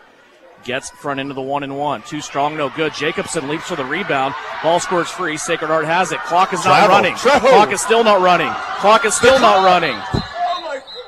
And probably 5 seconds that needed to come off the scoreboard there did not. And so for hometown clock, 14.7 was at the point where that clock should have started running from. Should probably be down under 10 now. There's 12 seconds left on it, and I wonder if the officials now are going to have a conversation about it. Devin, they do come over. And I think what you notice there, if you're a viewer or listener, you can tell who the professional is and who the non-professional on the radio is. Great save from you. Goodness gracious. I thought I saw travels. I thought I saw, and then no clock. Yeah, a lot going on right now. Let's see what they do. Kudos to Carl Hines. He is happy with whatever they told him. And now Sacred Heart has to get it inbounds. Here's the thing for Southeast, though. They only have 14 fouls. They can use a foul to stay aggressive and make Sacred Heart keep trying to inbound. They get it to Douglas. She's on the left-hand side. She tries to get around Getz, and she is going to travel with the basketball. She tried to slam on the brakes, and her feet went right out from underneath her. And that's tough. That's tough. The freshman was just attacking the bucket. It's one of those tough calls. Boy, I thought without a doubt is a travel, but gosh darn, that's tough for her. Getz has it. Now she is in the backcourt, and she is going to be fouled. Reagan Getz will go back to the free throw line. And I think that's something that players need to understand, and maybe you only do it when you're a geek and you start looking at times. Less than 10 seconds, just give a ball to a player. They do not have to travel. There is no 5-second call on an individual player not dribbling or not holding the basketball in the backcourt. Just hold on to that thing. Front into the 1-1 for Reagan Getz. She's 3 of 5 from the line. She gets the go. first one, and that is important. Now the worst thing that can happen to Southeast of Saline on a desperation shot is a tie, as long as they don't foul. She gets this one. That'll seal it. The seniors, free throw, iced it. 2 of 2 at the free throw line for Reagan Getz. 3 seconds left. Sacred Heart half court at the buzzer. That will not go down. And Southeast of Saline gets the victory. 48-44. The Lady Trojans defend their home floor. You go back 4 minutes of clock time remaining. Sacred Heart led this game 41-30. Southeast of Saline closes it out on an 18-3 run, and they win it by 4. 48-44, Southeast of Saline with the victory. Now the Lady Trojans of Southeast, 12-2 on the season. They move to 5-1 in league play, and they end the 4-game winning streak for Sacred Heart. The Lady Knights of Sacred Heart now 6-8 overall in the NCAA. They are 3-3. 48-44, our final score when we come back on postgame. It's brought to you by Commercial Tire Centers. We will have numbers from this game. Also a Vernon Jewelers gem of the game as we recap a big come-from-behind victory for Southeast of Saline here on KINA. Winter travel can be treacherous if your tires are worn out. Stay safe with an inspection at Commercial Tire Company. Cold weather also drops the inflation in your tires. Get them checked today to avoid losing grip or damaging your tires. Commercial Tire will help keep you safe. For repairs that aren't tire-related, our automotive and diesel mechanics will fix it right the first time. Commercial Tire Centers, West Crawford and North Ninth, Salina. Commercial Tire Centers, where service is everything. What do you give someone that is your soulmate, your love in life, or even that very special friend? Vernon Jewelers is here to remind you Valentine's Day shouldn't be just for lovers, but for everyone who deserved some love. Visit Vernon Jewelers in downtown Salina, where the experts will be happy to find that perfect piece for that someone special. With free checks, cleaning, and in-house repair, Vernon Jewelers is your full-service jewelry store. Vernon Jewelers in downtown Salina, where it's the little things that matter since 1884. When does normal acute pain become abnormal chronic pain? Chronic pain can be one of 2 types, nociceptive and neuropathic. Each type differs based on what causes it, what it feels like, and what treatments may relieve it. Neuropathic pain can often be managed by a therapy called neurostimulation or spinal cord stimulation. If you suffer from chronic pain, ask your primary care physician for a referral to the Salina Pain Clinic. Our pain specialists will discuss the right options to manage your pain. Online at salinapainclinic.org. Insurance is something we all need in our business, home, car, and life. But do you really understand what's covered? And most importantly, what you are paying for? Hi, this is Rob Carlson in the Salina office of Smart Insurance. Change is good, especially if you haven't looked at your insurance policy lately. I can help you understand what you need and where the gaps are in your coverage. We provide free quotes and take pride in looking out for you. Smart Insurance, with locations in Salina, Abilene, and Harrington. Give us a call today. Time now for the Trojan postgame show on KINA. Stick around for the game recap, final stats, and reaction from the coach. This is Trojan basketball on KINA. Back here in postgame, it's brought to you by Commercial Tire Centers. Time now to recap this 48-44 victory for Southeast of Saline. And leading the way, leading all scorers, was Maddie Harris with 17 points. She ties a career high. That was against Hugoton in the SIT last year in her sophomore season. 10 points for Lexi Jacobson, 8 points tonight for Reagan Getz, 6 points for Brielle Potachik, and 7 points for Abigail Pearson. For the Sacred Heart Lady Knights, they were led in scoring, 13 points for Skylar Douglas, 11 for Tessa Yunk, 8 points for Katie Weiss, 8 points for Avery Eshelman, and 4 points for Grace Gormley. All the scoring for Sacred Heart was done within their starting 5. They had no bench points here tonight in this game. Free throw shooting, Southeast of Saline went 4 of 7 down the stretch in the fourth quarter. That was enough to be able to get that one sealed off for the game. Southeast of Saline is 8 of 14 for the contest. Sacred Heart 3 of 7 from the free throw line in this game. Turnover story. 15 turnovers for Sacred Heart. 11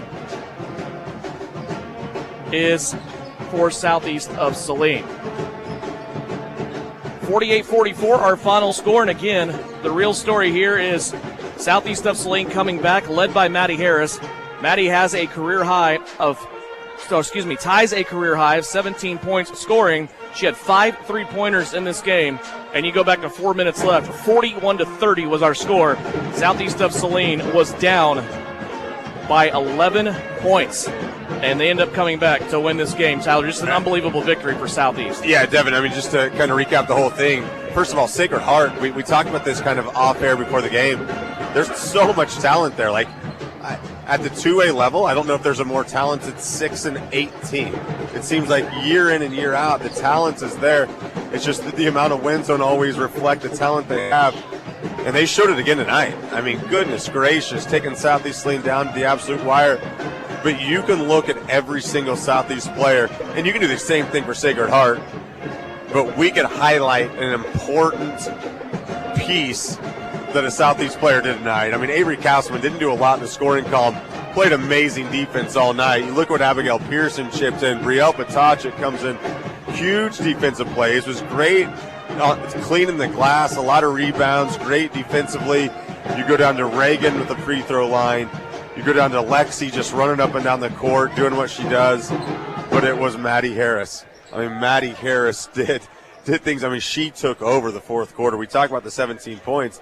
I think if you only talked about her scoring, you'd be doing her a disservice because she absolutely attacked. We saw Skylar Douglas, the freshman from Sacred Heart, had a great night offensively, but she had some struggles, and those struggles were immediately the reason of Maddie Harris's defense, and she caused a lot of big-time turnovers, and turnovers that led to easy Southeast buckets. You saw a junior right there playing like an upperclassman, and just a great job from Maddie Harris tonight.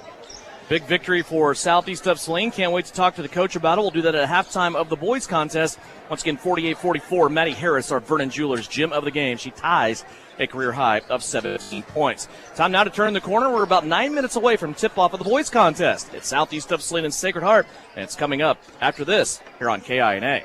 Are you looking for a local brokerage firm to help with your Medicare, life insurance, and annuities? L&L Advisors is the #1 local Medicare.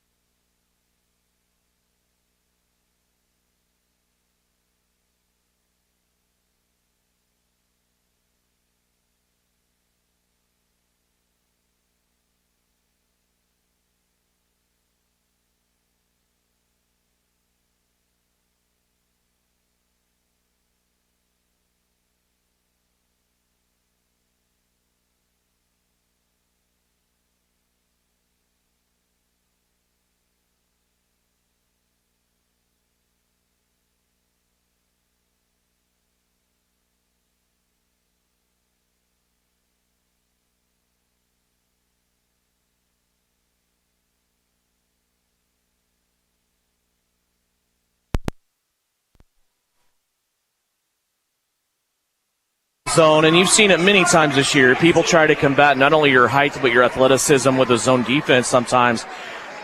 Some teams are really locked into that. Some teams might be playing it for the first or second time this year just because of you. On your end of it, do you find yourself maybe trying to match personnel sometimes? I know Case and Lilly was a big contributor to kind of getting that. We call him a zone buster just because he's so good from outside, but he was able to get inside of that zone and score some points. Yeah, he was, and Kaysen has improved so much because, you know, early on he's always been able to shoot it a little bit, but he's really, you know, taken a liking to putting the basketball on the floor and attacking a little more and even creating for others. But he did a really nice job. I thought we did a good job passing. Luke had a couple, you know, hard rips and was able to get into some zone gaps. Yeah. And you know, it doesn't, you know, one person's not going to beat the zone. We got to work together. And you know, again, once we settled in, I thought we were all right against it. One thing I've thought you guys have done really well this year is taking leads that sometimes they've been small. I remember it was like, what a 4-point lead at Beloit, and you guys came out and kind of blew it open in the third quarter. Your second halves have had a really strong start. This was a 12-point game. If you have a team that loses focus and they come out on the floor, that could easily go back to a 4 or a 2-point lead if you don't take care of business. But instead, you come out and start the second half on an 8-0 run. Yeah, exactly. And it's testament to what our guys are just how locked in they are. It's not anything that myself, Douglas, or Coach Ross is saying at halftime or adjustments we're making necessarily. It's just, you know, being who you are. And you know, you talked about some teams zoning us that may, you know, have 2 days of zone reps. Yeah.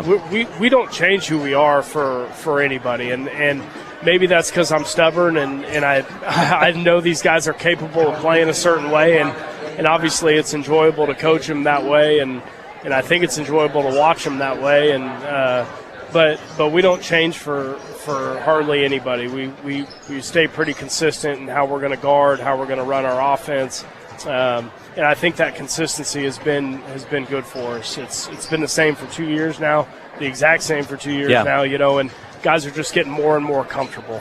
When you talk about third quarters, you go back to the December game where you played Sacred Heart at their place. Eli Sawyers had 12 points in that second quarter, hit the end of the quarter with 18 altogether, and really helped blow this game open. You guys had a 21-point lead at the end of 3.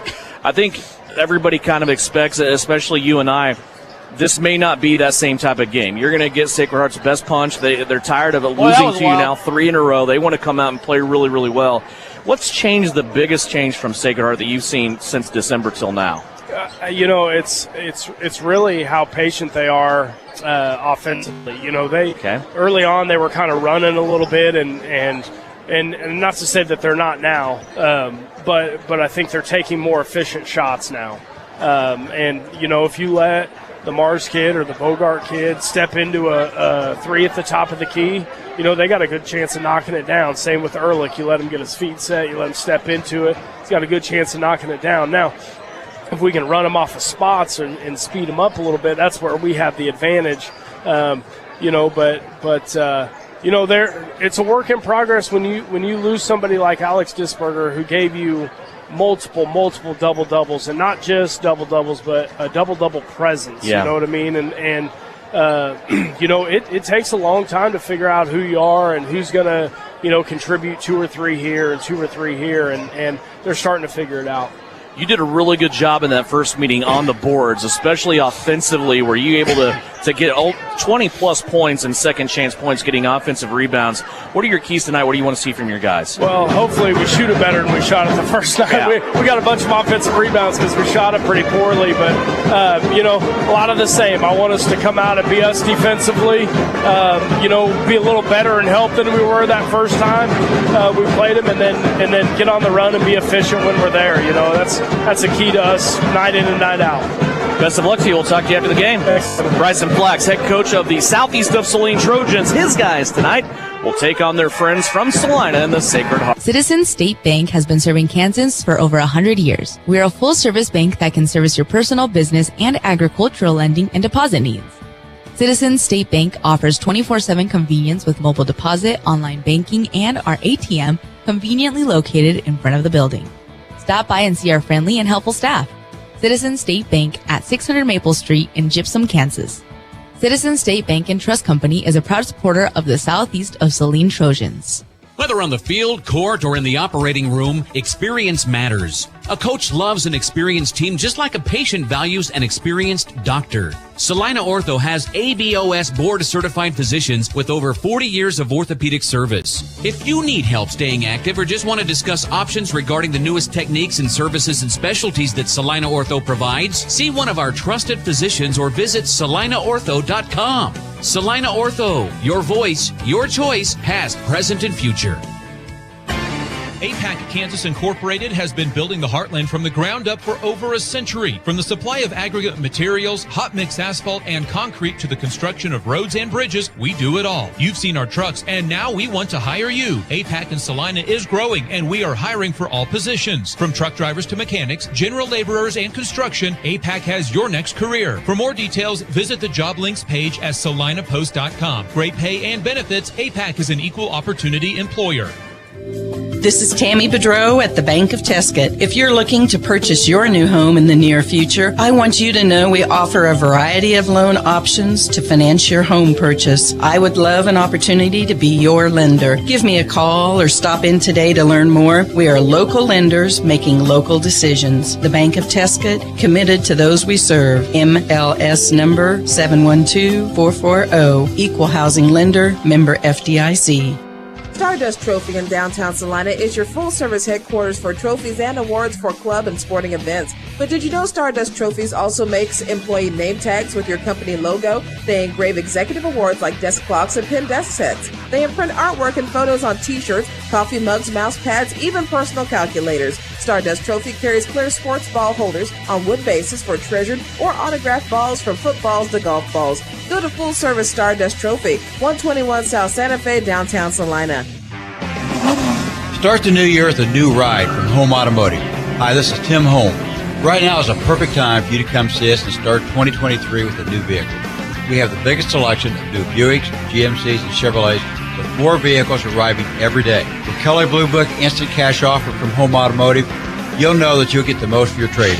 Get out of your old ride and into a new one for a new year. Come to Home Automotive Center in Abilene and Salina. You'll be glad you did.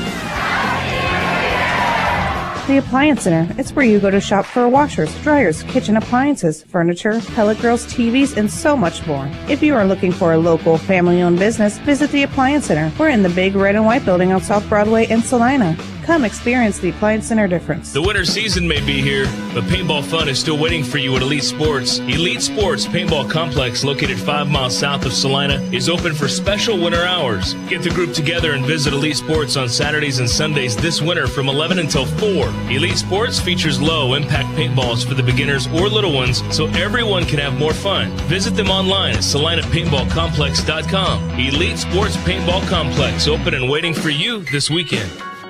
When does normal acute pain become abnormal chronic pain? Chronic pain can be one of two types, nociceptive and neuropathic. Each type differs based on what causes it, what it feels like, and what treatments may relieve it. Neuropathic pain can often be managed by a therapy called neurostimulation or spinal cord stimulation. If you suffer from chronic pain, ask your primary care physician for a referral to the Salina Pain Clinic. Our pain specialist will discuss the right options to manage your pain. Online at salinapainclinic.org. This is Trojan basketball on KINA. Welcome back to Southeast of Saline. Devin Haney along with Francis Flax as we get ready for the second game of our doubleheader. And if it's anything like the girls' game, we are in for a treat. Southeast of Saline's girls come from being 11 down with 4 minutes left to go. They win by 4, 48-44. On the guys' side, let's look at your starters for the visiting Sacred Heart Knights. They are under the direction of head coach Brian Gormley. They are 8-5 on the season, 2-3 in league play. They will start Michael Matucci, 16.5 points per game. The 5'9 junior guard is the leading scorer for this Knights squad. Another junior, Evan Bogart, averages 11.5 points per game. He's a 6'3 forward, along with 6'1 guard, junior Jet Samuelson. Another junior, Max Ehrlich, is a 6-foot guard. He averages 11.5 points per game. And the final junior of the 5 starting juniors in the starting lineup, 6'3 forward, Jason Mars for the Knights. They have lost 3 of their last 5, but they are coming off of a big win against Hutch Trinity on Friday night. For Southeast of Saline, they're coming off of a home win against Ellsworth on Friday night. They're under the direction of Bryson Flex. They will start Eli Sawyers, 18.5 points per game, also 6.5 rebounds. He's a 6'5 senior. Nakari Miracle Palmer is a 6'3 senior, 14.5 points per game, 9.5 rebounds, and also 5.5 assists. Nakari inching ever so closer to the career assist mark for Southeast of Saline in men's basketball history. Drake Augustine is a 5'10 senior. He averages 7 points a game, also 2 rebounds and 3 assists. Luke Gebhardt is the 4th senior in the starting lineup for SES. The 6'1 senior averages 8 points a game, 4 rebounds, and 3 assists. And the lone junior in the starting lineup is 6' junior Daniel Kerr, averaging 3.5 points per game, a rebound, and an assist per contest. Southeast of Saline comes in, they're 12-1. They are 5-0 in league play. Francis Flex, we will now defer to you for our new image audio keys to success tonight for the Trojans. Well, I tell you what, Devin, this is probably going to be a hotly contested game. I think the keys are we can't get too anxious early. We don't need to get in early foul trouble. The second thing is we need to control the rebounding on both ends of the floor. We can't allow them to get too many extra chances at the bucket. And the last thing is we got to make sure that we make their outside shooters earn their shots. We can't let them stand out there open or else they'll hurt us. This is a junior-laden team, and every experience that they get this year is going to help them for next year, so they got nothing to lose. Southeast of Saline has won the last 3 in a row against Sacred Heart after Sacred Heart owned this rivalry for what seemed like ever. Sawyers in the center circle. He'll jump it up here with Bogart, and Eli Sawyers will win the jump. He will put it back into the backcourt to Drake Augustine. Southeast of Saline wearing their home white jerseys trimmed in purple. Sacred Heart wearing their road navy blues trimmed in gold and white. Nakari Miracle Palmer has it on the wing. He'll skip pass over the top to Gebhardt. Luke with one dribble towards the baseline, now back out in three-point land. Nakari with a couple of dribbles, now back to Drake Augustine. First possession of the game here for Southeast of Saline. Miracle Palmer has it on the right, looking in at Sawyers, who's being double-teamed down low. A lot of attention being paid to Eli Sawyers by Jet Samuelson down low. Now Samuelson will turn his attention to Nakari. Eli steps out. Sawyers with a 3. That won't go. Rattled in and out, no good. And now Matucci with the rebound. Tried to save it off the leg of Nakari, and it's going to squirt along the baseline. Sacred Heart still in the backcourt. Now finally bringing it across is Max Ehrlich for the Knights. Boy, what an atmosphere here in this gym. It is a packed gymnasium on one side, nearly packed on the other side, and pretty popular college game going on tonight, too, that people could be paying attention to. Yeah. But good atmosphere for a Tuesday. It is a great atmosphere out here. And it kind of reminds you of the same rivalry that's down the road in Lawrence tonight. Yes. Sure does. Just on a lower level. Jayhawks, Wildcats going at it. Sacred Heart on their first possession. They throw it away. Southeast will get it back. Daniel Kerr with it, now to Gebhardt. Nakari Miracle Palmer on the left. Eli Sawyers in the first meeting was sensational in this game. He had 12 points in the third quarter alone. Here's Augustine with it. Now going left. Skip pass over the top. Nakari Miracle Palmer with it. Couple of dribbles now to Augustine. He'll fire the 3. That won't go down, and the rebound taken on the backside by Evan Bogart. And a foul will be called here against Southeast of Saline on Daniel Kerr. Well, we're not anxious like I asked that we wouldn't be, but we're not very aggressive either. Still in the first 2 possessions. Yeah, still scoreless, and now a little reaching foul called here on Drake Augustine, who got his arm wrapped up with a Sacred Heart Knight, trying to break full court pressure here. Sacred Heart looking for the baseball pass. They go up top. Kerr there to disrupt it. Now the ball on the floor. Matucci has it. And the officials come running in, and they are going to say arrow in favor of Sacred Heart. Interesting. Yeah. I thought he had the ball in the back, in the front court, and rolled over yeah. into the back court. The roll, I know it is more permissible now than what it was a few years ago. It used to be an automatic travel when you did anything with it. They let a little bit of movement go now, but if the roll wasn't a travel, I'm with you on the backcourt call. He crossed the line there without really anything changing possession. Now a three-pointer comes out of that with Evan Bogart. He hit that on the left-hand side. Quickly up the floor, here comes Southeast of Saline. Nakari Miracle Palmer with a layup but they're going to say foul on the four previous to the shot, and Sacred Heart gets their first foul after 2 quick ones on Southeast of Saline. Foul on Gebhardt is his, not Lou Gebhardt, it goes the other way, sorry, apologize, Jet Samuelson, the other 21. Here is Luke Gebhardt stopping at the elbow, lob pass inside to Nakari, he'll one-hand it, bring it down, play it to Daniel Kerr for 3. That one's no good, weak side rebound taken in by Matucci. Michael wanting to get rid of everybody in the backcourt and just handle this one-on-one as he is working on Eli Sawyer's man-to-man. Now Augustine comes over, run and jump, trap on Matucci up top. He's in trouble, now has to get rid of it quickly, finds a teammate in Jason Mars. Now inside, unattended, Evan Bogart, and he quickly has 5. Sacred Heart leading 5-0. Sawyer's down along the baseline. Got in a little bit of trouble there, plays it out to Nakari, now to Augustine, who had a shot forced up. That's no good, here come the Knights again. Into the backcourt, though. Southeast of Saline getting after them. And now a near steal. Pass broken up. They're going to call a foul on Gebhardt.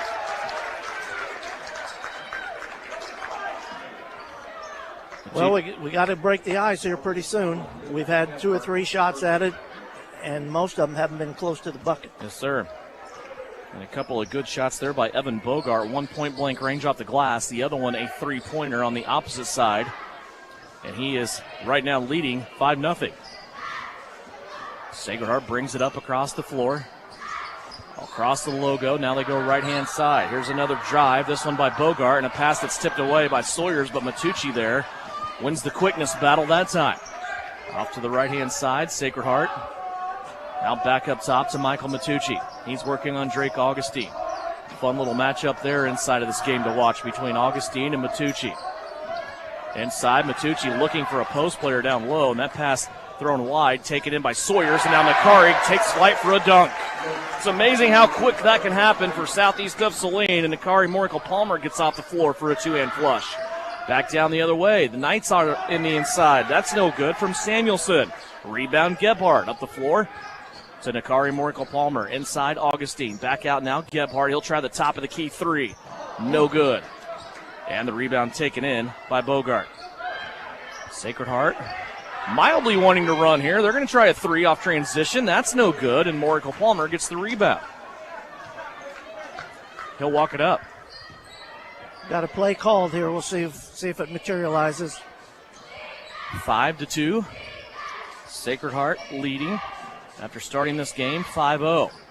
Inside to Nakari Morical-Palmer. Back to the basket. Power dribble. Now he's double teamed from the outside defender.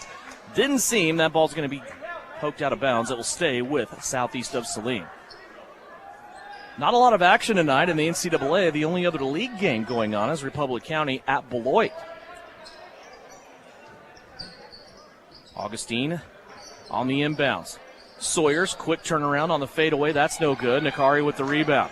Morical-Palmer will take it back to three-point land. Now play it left-hand side. Now Gebhardt right down the middle. Dumps it off late to Sawyers. Tough shot inside. And Eli Sawyers will score off the assist and the setup from Gebhardt. Well, I think that's the way you have to attack Sacred Heart. You have to get on the inside.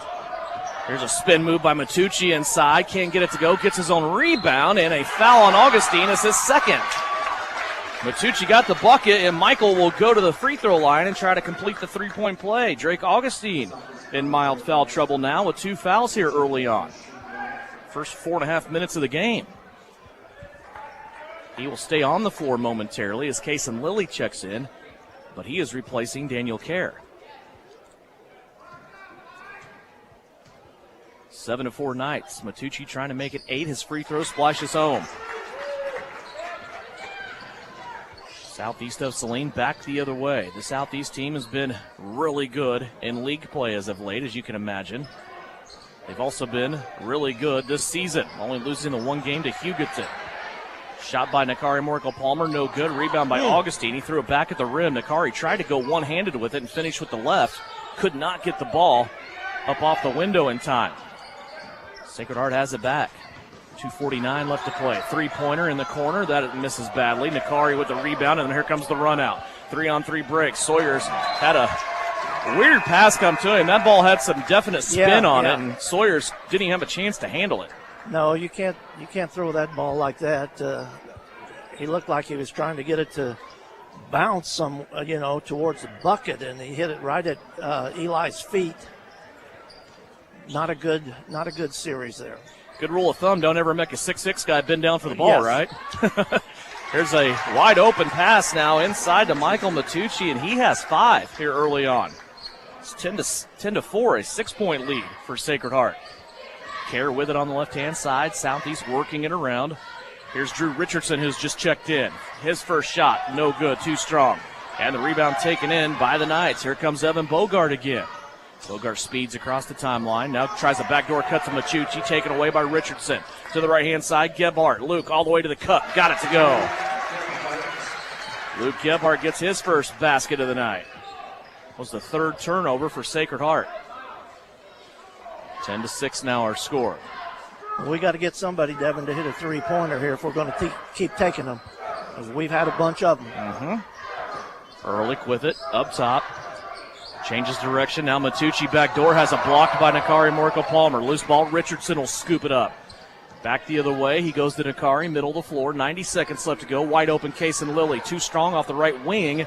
Gebhardt, though, gets the weak side rebound. Out to Nakari. He'll drive right down Broadway. Finger roll is good. Nakari Morco-Palmer switched hands as he was gliding down the center of the paint and was able to get the window with the left hand. I was glad to see him not settle for the 3 there. It looked like he was going to shoot the 3, hesitated a little bit, and then saw that opening and went right down the lane. Little mini 4-0 run here by Southeast of Saline. They've closed it back within 2.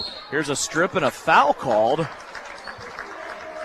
by probably the official that had the least visibility on that play, standing on the baseline. Nonetheless, it's on Case and Lilly, his first. Live stream video on SalinaPost.com. You can watch this game paired with the radio broadcast, courtesy of our friends at Salina Ortho. 1:04 left to go, opening quarter. Matucci set the inbounds, took a little bit, but he found Bogart right in front of him. Bogart now collects the defense. Caden Isaacson is checked into the game. Here's an up and under move by Max Ehrlich for his first basket of the night. Ehrlich made a nice move there. He was up and under Nakari's outstretched arms and got it to go. 12-8 Knights. Southeast with it back. Here's Nakari stopping at the free throw line after 2 dribbles. Now to Caden Isaacson. Case and Lilly has it now. Caden wide open from 3. They're going to let him have that. Now Jake Gebhardt comes off of a curl. He'll try a 3-pointer. That's no good. Rebound inside being fought for. It was controlled momentarily by Evan Bogart. Now he comes out with the dribble. Cross-court pass to the left-hand side. And a player control foul will be whistled on Jet Samuelson. That is his second. Nice job there defensively by Southeast in transition. Yeah, Kaysen held his ground there. He got to the spot, held his ground, and just took the blow. Southeast can close out the quarter here. 16 seconds left to play. Richardson brings it across the logo, center court. He'll play it off to Nakari Morco-Palmer. Clock down to 9. High screen from Jake Gebhardt. Now Nakari pitches out. Kaysen Lilly for 3. Splashes home. The setup by Nakari, and Kaysen gets the 3. And that will pull Southeast of Saline within 1 at the end of the quarter. 12-11. Sacred Heart leading Southeast of Saline by a single digit. Second quarter action coming up after this. You're listening and watching on Salina Post, the live stream video brought to you by Salina Ortho. Troublesome car repair? Everyone has told you it cannot be fixed or it's way too expensive? Try McKim Auto Service in Gypsum, Kansas. They do quick, dependable work and provide the lowest hourly rate in the area. McKim Auto will service your vehicle from front to back and everything in between. They treat you and your car like a friend or even family. McKim Service specializes in engine and transmission rebuilds. 701 Maple, Gypsum, Kansas. Wouldn't trust anyone else with my family car. So, if your repair seems grim, remember McKim. Give them a call today to make your appointment. Whether on the field, court, or in the operating room, experience matters. A coach loves an experienced team just like a patient values an experienced doctor. Salina Ortho has ABOS board-certified physicians with over 40 years of orthopedic service. If you need help staying active or just want to discuss options regarding the newest techniques and services and specialties that Salina Ortho provides, see one of our trusted physicians or visit salinaortho.com. Salina Ortho, your voice, your choice, past, present, and future. You're listening to Southeast of Saline Hoops on KINA. 12-11. Sacred Heart leading Southeast of Saline. 1 quarter in the books. 3 more to go. Devin Haney back here along with Francis Flax. Interesting first quarter there. I think Sacred Heart is the aggressor so far, and Southeast trying to settle in here a little bit. Yeah, I think you're right.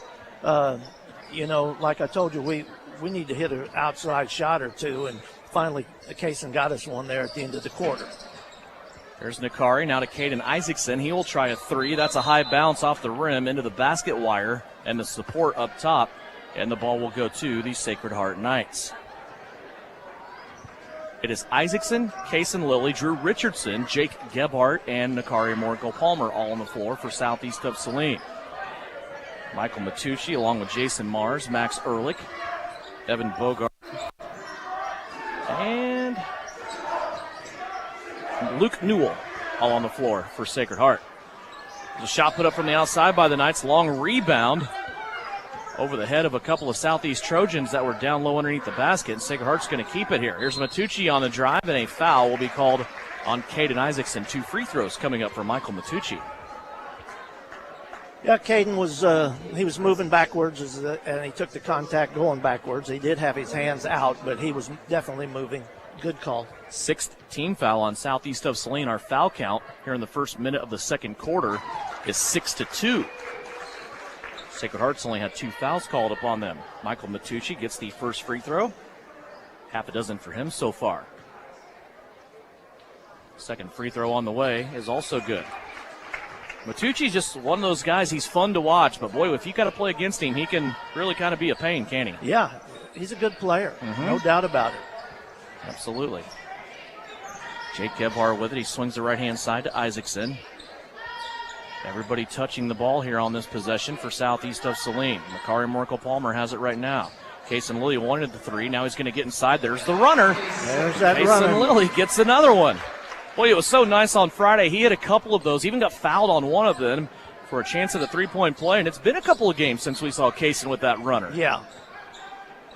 There's defense now turning it up near the timeline. A couple of almost deflection by Southeast, but Sacred Heart perseveres.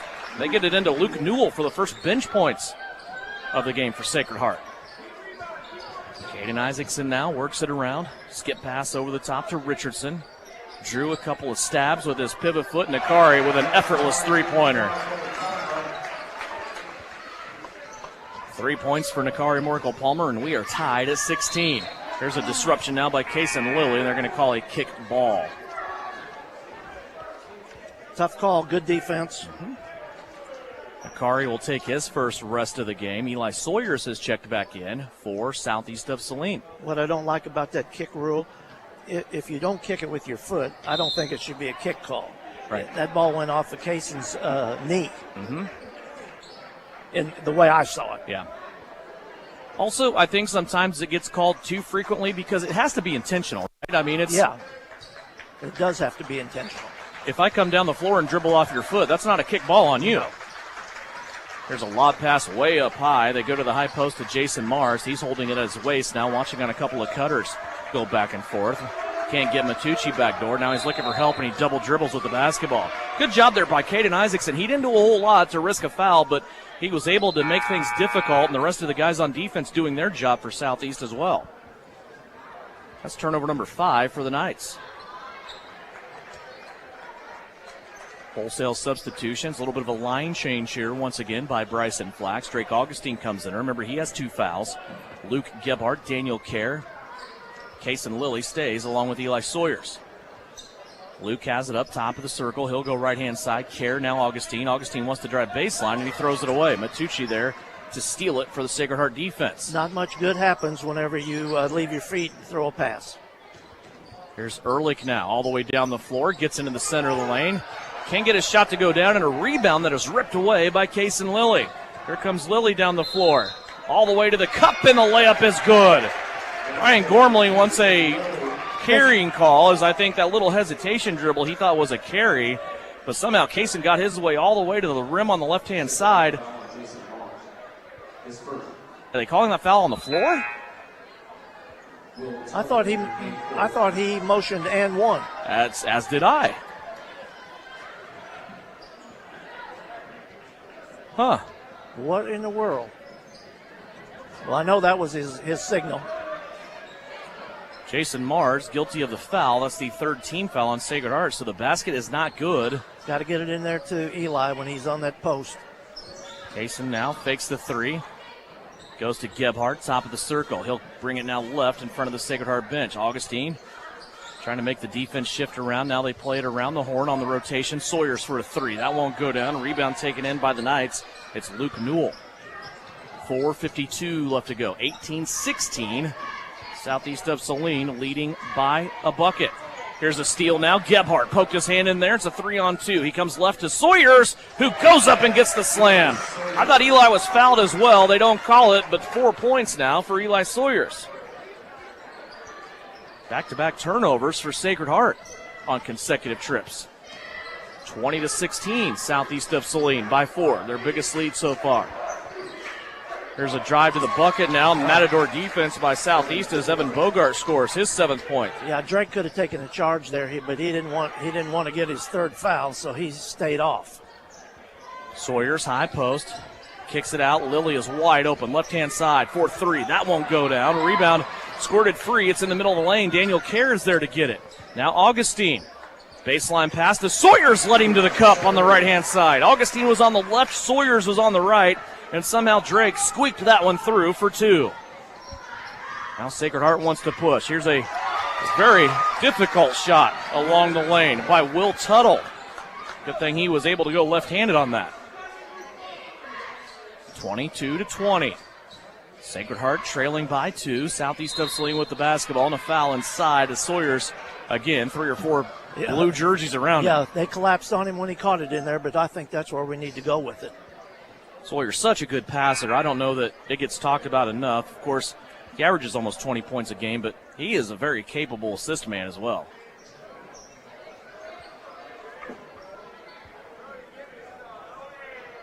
(22-20). Trying to figure out who the foul's on.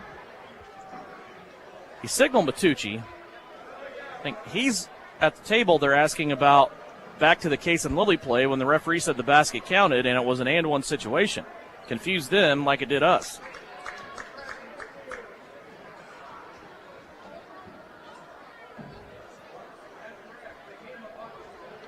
So are they taking 2 points off the board there? They had 22 up for Southeast. It is 20. Should be 20-20. So the table was confused because of the signal that we talked about from the officials saying Kaysen Lilly's bucket was good. When they waved it off, called the foul before the basket. So it is 20-20. I kind of blew right by that. So good job there by somebody on the Sacred Heart bench. Maybe in the stands. I think. I was trying to sidestep that one, but yes, you are correct. Well, just happened to be that guy behind the scorer's table, if you know what I'm talking about. Yes. Here's a shot by Gebhardt off the inbounds. That's too strong, no good. And the rebound taken in for Sacred Heart. Evan Bogart. Here's Bogart now getting in the paint. Newell has it buried deep. He plays it back out to three-point land. Now Ehrlich on the drive. And a foul on the floor will be called against Southeast of Saline. It's a 1-and-1 opportunity, though, for Max Ehrlich at the line. Well, we're not doing a very good job of moving our feet on those drives, Devin. We're hand reaching instead of moving our feet. Kaysen Lilly guilty of that foul. That is his second. So he and Drake Augustine have 2 fouls for Southeast of Saline. Jet Samuelson has 2 fouls for Sacred Heart. First free throw for Max Ehrlich is up and good. He has 3 points so far. Southpaw free throw. Second attempt. Can't get that one to go. Luke Gebhardt with the rebound for Southeast. 3:16 left to play. Here before halftime. Augustine gets into the lane. Pitch out to Danny Kerr for 3. That won't go down. And the outside shooting struggles continue for Southeast. Here's Matucci. Nearly got stripped by Augustine. Gets his own rebound after the miss, though, and finishes on the right-hand side. Michael Matucci with 9. It's back to a 3-point Sacred Heart lead. Here's Lilly down the floor. Scores on the runner. Kaysen Lilly has been ultra aggressive in the last 2 games. Now Matucci goes to the cup. His layup won't go down. Gebhardt with the rebound.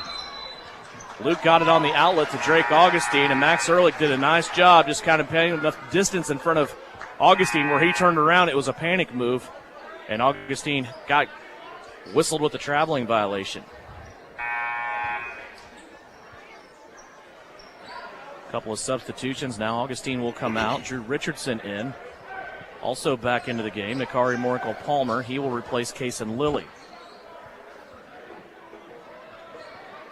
Set to inbound is Will Tuttle for the Knights. 2:37 left to go here before the break.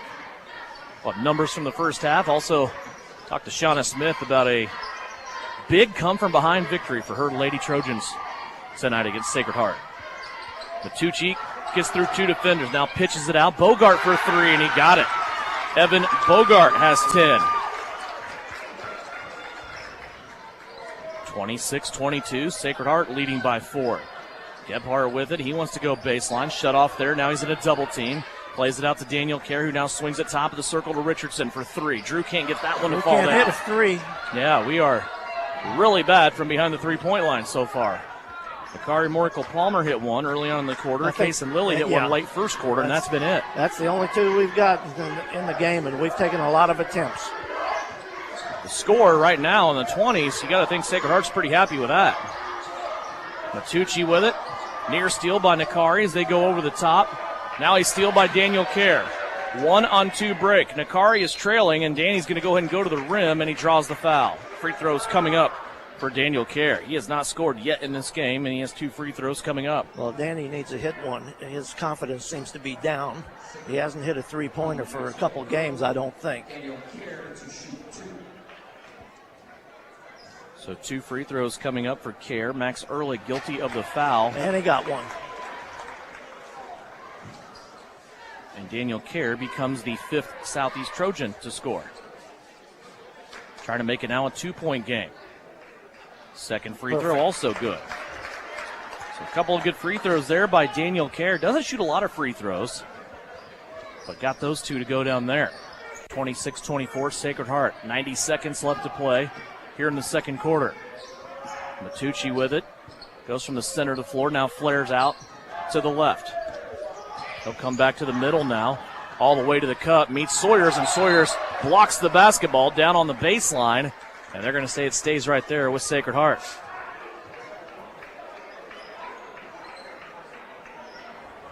.72 seconds left to play.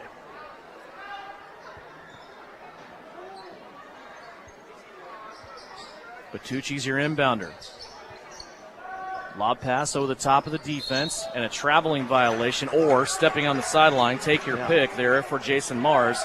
Turnover number 7 for Sacred Heart in this game. Yeah, they kind of left Mars hanging there. They threw that thing right at the sideline with Nakari between him and the pass. 1:05 left to go. Southeast of Saline with the basketball. Luke Gebhardt with it. He'll trail off to the right-hand side of the offense. Now they go in the keyhole to Sawyers. Sawyers will kick it out to Nakari. Nakari drives. Somehow he found Drew Richardson for a 3. That's no good. Morkel-Palmer gets the rebound, though. Fade away from 12 is good. 5 points in the quarter for Nakari Morkel-Palmer, and we are tied at 26. Kind of the type of game I thought it would be, particularly for the first half. Matucci with it. See what Sacred Heart wants to do here. I'm sure they're happy with just a total of 52 points being scored here in this first half so far. It is 26-26. Matucci with it. Looks like Sacred Heart is going to hold it for the last shot. Gebhardt there to challenge him. Now Michael will back up to the timeline. Matucci now draws the double team. Sawyers comes out. Little run and jump here. Ehrlich's in trouble. Now he's going to be bumped out of bounds and gets a foul call. Little bit of acting there that probably helped the official make that call. Nonetheless, 1-on-1 situation coming up for Max Ehrlich. 8th team foul for Southeast of Saline. That against Eli Sawyers is his first. Well, that's unfortunate because he had no place to go with the basketball. Got the third man in there on that trap, that being the sideline, and he just did not have anywhere to go. Ehrlich's going to make the first free throw. Still 7 seconds left here for Southeast after the make or the miss to get to the other end and try to score before we hit the intermission. Ehrlich's second free throw on the way. Got that one to go as well. He's 3 of 4 from the free throw line here in this game. And now Southeast, chance to call a play here after Sacred Heart substituted. They get it into Richardson on the run across the timeline. 5 left. Out of Gebhardt on the right. Here's Luke elevating out to Sawyers for 3 at the buzzer. Eli is knocked down, and 3 free throws coming up for Eli Sawyers. The closeout, a little too aggressive, said the official. And Sawyers will stand at the free throw line for 3. Foul on Jason Mars is his second. Sawyers' first free throw, no good. So far, Southeast of Saline as a team, 2 of 3 from the free throw line in this game. Second free throw is in. And a chance to tie the game as we go to the locker room with the third and final free throw. And it is no good.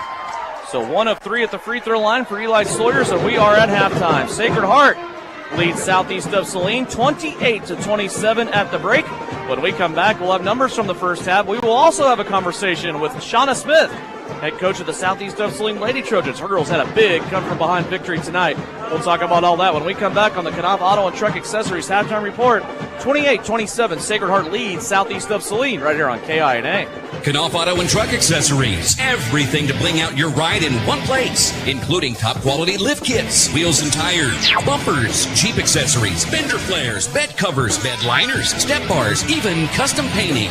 Knopf Auto is the and soil dealer and has many synthetics and filters in stock. Visit Knopf Auto on Facebook for specials, great ideas, and let them make your truck stick out in a crowd. Knopf Auto and Truck Accessories, supporting the Southeast of Saline Trojans. Hi, everyone. It's Flanell Garrettson from SalinaHomes.com. It's a new Trojan basketball season, and our coaches have devised a solid game plan. Just like basketball, to reach your goals in the real estate game, we need to have a dynamic game plan. I enjoy working with many of our Trojan supporters in all aspects of real estate. Upsizing, downsizing, investments, town or country. One call to me, and we will get your personalized game plan ready to win.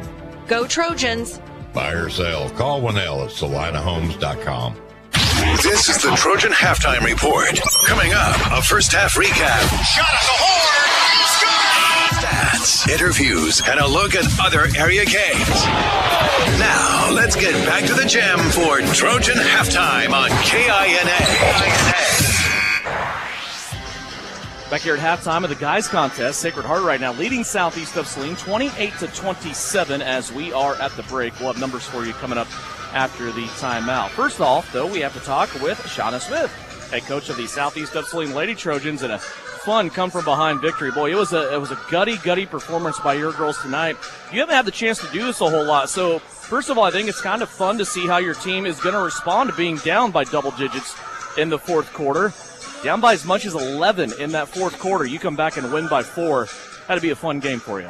Well, I don't know if that was fun. I really. said fun game. I'm not talking about the process of getting there, being down by 11. But let's start with that. Yeah, I mean, I'm just glad we gutted it out. Yeah. And we kind of told the girls, we're down. I think it was 8 with 2:24 left. It seems like that sticks in my brain. And we just said, fouls weren't a problem for us. We said, get up and get on them. Fouls weren't going to matter if they went to the basket. You got to get up and you got to look for some steals. And like we also told them too, is that there wasn't an 8-point player. We're just gonna have to get back in this, and we gutted it out. A couple of things I want to bring up here. Really, this all began in the early part of the second half in the third quarter. You guys come out, you score the first bucket, you go up by 7. Things seem to be gliding along okay, but then Sacred Heart went on an 11-0 run after you led by 7 and took the lead.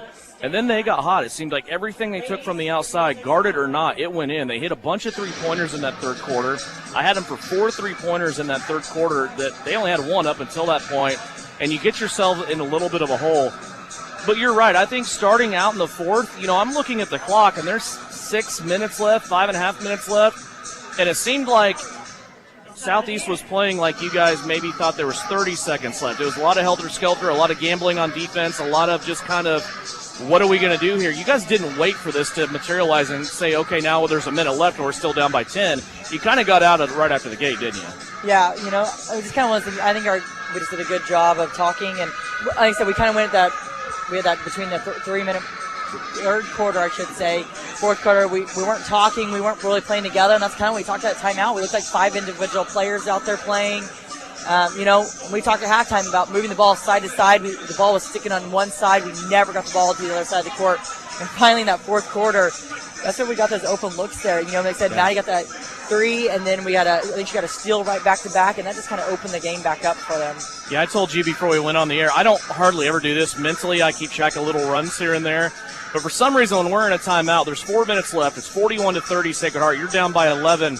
And I started to track what happened after that. Brielle Potocnik hit a three-pointer. You get a steal. Maddie Harris hits a three-pointer. Then Maddie gets a steal, dumps it inside to Abba Pearson. All of a sudden, you have a little 8-0 run, and you're right back into it. But then things keep going. Maddie gets 2 more three-pointers, and then it gets to the points where Reagan Getz is able to put it away at the free-throw line. Maddie was sensational for you in the fourth quarter.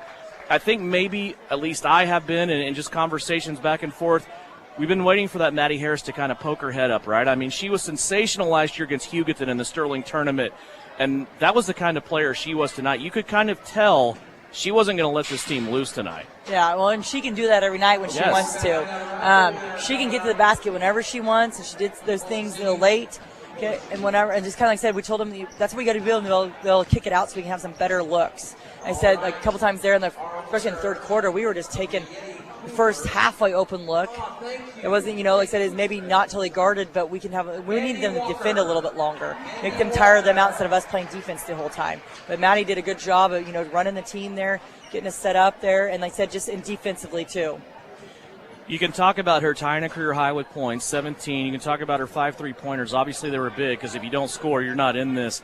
But her defense was pretty good, too. She knew what hand was going to be on the ball, dribbling of a couple of the Sacred Heart players. And there were times she was able to get in and take the ball away without getting a foul and change possession. Also, Brielle Potocnik, she had 2 different plays in this game tonight where she kind of read what was happening and was able to get jump balls. Both instances, the arrow was in your favor. They're as good as steals for Brielle Potocnik. Just a couple of those plays that stick out in my mind for you defensively. Yeah, well, that lob or kind of the pass up to the other post to a handoff for their guard. I mean, that we were calling that before it was even happening, and Brielle knew exactly what was going on there. And again, that's a gamble you take in there. And like I said, that was a turning point in the game, a big turning point in the game there. She got that steal because we were going to have to get another stop, and then come back down, and then we come back and score, and just kind of one of those things. Kind of the game kind of went from there. You don't lose very often on your home floor. You come from behind and get this one. Now you go to Chapman on Friday. Chapman, a 4A school, they got some weird pieces this year. They have a lot of senior leadership, but they also have some freshmen that they're playing around with. What do you expect out of Chapman on Friday? Just being very athletic. I've watched a little film on them already. They do have some nice pieces. I know they lost to Clay Center tonight, but I know they have some, and they're really capable of doing some good things. I just don't know if they put it all together. That's this is their second year for their head coach. So sometimes that takes a little bit to get you guys used to that. But I know we just got to score right now. Defensively, like tonight, I thought there was really 3 possessions stick out to me that were glaring defensively. That just they're the handoff guard wise that we got confused. There was a handoff up here, and then there's the layup. We don't let people score layups on us like we did not getting back. Those are 3 things. And so I think on Friday night, we play good defense, and we just got to get our offense back. And I don't know, we've been working in practice trying to do some things, and in practice we do it, and then we get to a game and we seem to not be able to do those things. Seems like one of those perfect storms for you where there are a lot of things to talk about, there are a lot of things that you can fix, but you also get the win, right? I mean, that's kind of what keeps a good season going along, doesn't it? Yeah, it's exciting, as I said, to come back there. Like I said, I think there's probably people walked out of here before the last couple of minutes of the game. They probably, hey, they're going to go ahead and watch the KU game, but this game was over with. Yeah. And walked out of here, and then we ended up winning, and they're probably wondering why they walked out because it was a good little run there. Well, good job for you for making them look silly for leaving early. 48-44, you get the victory. We will see you on Friday in Chapman. Thank you. Head coach Shauna Smith. Her Lady Trojans tonight moved to 12-2. They come from behind by 11. They are now 5-1 in league play with a 48-44 victory over the Sacred Heart Lady Knights. Halftime of the boys contest, 28-27. Sacred Heart leads it by 1. We'll take a 60-second timeout. Back with stats from the first half after this on KINA. Whether on the field, court, or in the operating room, experience matters. A coach loves an experienced team just like a patient values an experienced doctor. Salina Ortho has ABOS board-certified physicians with over 40 years of orthopedic service. If you need help staying active or just want to discuss options regarding the newest techniques and services and specialties that Salina Ortho provides, see one of our trusted physicians or visit salinaortho.com. Salina Ortho, your voice, your choice, past, present, and future. Your husband is pretty handy to have around. He makes the world's best mac and cheese. He's in the Tickle Monster Hall of Fame. And he can teach anyone how to throw strikes. But a busted pipe in a basement full of water? Honey, I think we need a plumber. Is a little out of his league. That's where a homeowner's policy from Shelter Insurance comes in handy. We'll help get your house back in order and your husband back to what he does best. Hey Salina, come see us at the Kelly Kitchener Agency near the intersection of Cloud and Ohio. We want to be your Salina, Kansas insurance agent. You're listening to Southeast of Saline Basketball on KINA.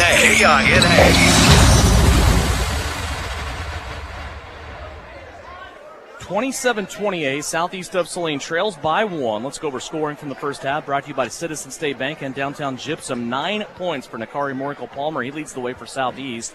Eli Sawyers has 7. Kason Lilly with 7 off the bench. 2 for Luke Gebhardt and 2 for Daniel Kerr. Sacred Heart with 10 points from Evan Bogart, 9 for Michael Matucci, 5 for Max Ehrlich, and 2 points each for Will Tuttle and Luke Newell. Free throw shooting, Southeast of 3 of 5 from the charity stripes. Sacred Heart 6 of 7. 6 turnovers for Sacred Heart, just 3 for Southeast of Saline. Coach, your new image audio keys for the second half. Well, you know, I said we can't get anxious, but we can't just set back either. We have to go after them a little bit. They're the aggressor in the first half. We've got to switch that around, and we have to continue to get on the boards, but we've given too many uncontested shots just like that one. Fortunately, a miss. It's a miss and an air ball by Evan Bogart along the baseline. Southeast of Saline now has it on their offensive end. Daniel Kerr trying a 3. That one crawls around the rim. It won't go, and Drake Augustine comes in and gets his first basket on the tip, and Southeast of Saline takes a 1-point lead. Southeast has only trailed one time at halftime this year, and that was in the loss in the championship game of the Sterling Invitational Tournament to Hugoton. 29-28, they quickly take the lead back here. Ehrlich bangs one off the board hard. Now Nakari has it. He's loose in the open floor. People chasing, somebody in front. He has one go off his knee and out of bounds. Ball back to the Knights. Well, he had a 1-on-2, but you've seen him create off of that before. 29-28, Southeast of Saline leading by 1. An uncharacteristically low scoring effort for Southeast of Saline in that first half. Not very often you see them still in the 20s at this point. There's a ball that gets batted around. Augustine has it. He's going to be whistled out of bounds as he did not establish himself in the court of play before touching that one. He was out of bounds on the baseline, came back in and tried to take it. Lob pass up top. It'll go to Bogart, top of the circle. Now he finds Matucci. Jet Samuelson is back in there. He said a lot in that first half with 2 early fouls. Ehrlich now, nice pass, zips it inside for a shot that is no good for Jason Mars. Here comes Southeast back the other way. Matucci trying to create havoc, coming up from behind on Sawyers, but Eli keeps it. Now a step back 17-footer is good for Eli Sawyers. Was a nice shot. It's probably one of those the coach said, "What, Eli, what in the heck are you doing?" And, nice shot. Happens a lot, doesn't it? It does happen a lot. 31-20 our score now. 31-28. It's a 3-point lead for Southeast. They've scored the first 4 out of the locker room. Now Matucci inside puts a stop to that. Michael Matucci in double digits now with 11. First bucket for Sacred Heart here of the second half. Gebhardt tries a 3. Luke, that won't go down. Daniel Kerr, though, gets the rebound on the opposite side of the floor. There's Sawyers crashing in, and he has a blocking foul on Michael Matucci. 2 free throws coming up for Eli Sawyers. Matucci will take his second foul. Nobody in this game yet in foul trouble with 3 or more. Everybody with 0, 1, or 2 as far as the foul count goes. Sawyer's first free throw here. Kisses the front of the rim and falls off to the right. No good. You know, you've said it many a times. That's probably our Achilles heel is this free throw shooting. Eli's better than that, though. He is 1 of 4 so far in this game. His 5th attempt is up, and it is also no good. Make it 1 of 5. Southeast team as a unit shooting about 50% on the season. It's a little worrisome. Sacred Heart with the basketball. Good defense here by Southeast. Samuelson in the lane, falls down, passes it out to Bogart. Now he's going to skip it across to Ehrlich. Max Ehrlich thought he was going to at least give a look at the three. Now he tries to pass it to Matucci. Ball on the floor. Sacred Heart's going to pick it up. Still in question. Now the ball on the floor, poked away by Gebhardt. Daniel Kerr will get it. Up the floor to Augustine. Drake, big crossover, gets in the lane. Now to Daniel Kerr. Sacred Heart back. Kerr will step back and take the three. There's that three I've been looking for right there. Danny needed that one along with 2 free throws in the second quarter. Kerr has 5. Now a steal by Nakari. Off the window is good. Nakari Morinkle-Palmer has 11 and a full timeout taken by Sacred Heart. 36-30. Southeast of Saline sprints out on a 9-2 run to start the third quarter. 5:02 left to go in the third here on KINA. The Southeast of Saline School District has a long-standing reputation for excellence. This excellence in public education has been a source of great pride and one of the factors contributing to the quality of life in our community. The Southeast of Saline Education Foundation works in partnership with the USD 306 School District and the community that it serves to maximize student potential, thereby creating a lasting legacy, not only for our children, but for our community. The Southeast of Saline Education Foundation salutes the Trojans sports program. Are you looking for a local brokerage firm to help with your Medicare, life insurance, and annuities? L&L Advisors is the #1 local Medicare supplement and insurance specialist. Medicare can be confusing. Let the experts at L&L Advisors help make sense of it. Stop by one of 3 locations in Salina or McPherson and speak to an agent about the needs of your family. L&L Advisors, main office at 717 Roach, right off Crawford, and their second location in the Central Mall in Salina, and a new location in McPherson, based on honesty and trust. Contact L&L Advisors today. You're listening to Southeast Trojan Hoops on KINA. 36-30, a good start here for Southeast of Saline to begin the second half. They have a 9-2 start to begin the third quarter. Little full court pressure here now by Southeast of Saline. Token pressure, though, they will retreat back into a man-to-man. Matucci brings it across. Here's a gamble by Sawyers. Tried to take it away, and it's going to roll off the foot of Jason Mars out of bounds. A couple of turnovers here by Sacred Heart helping Southeast of Saline's cause. Southeast gets it back. Those are good if you take advantage of them. The ones that hurt you are the giveaways or the takeaways and then the giveaways. Sawyers has it, had the ball poked out momentarily. Now he's going to give it to Gebhardt, who's curling into the paint. Luke got in a little too deep and then commits a foul, trying to get the basketball back for Luke Gebhardt. That will be his second foul. First team foul here of the third quarter.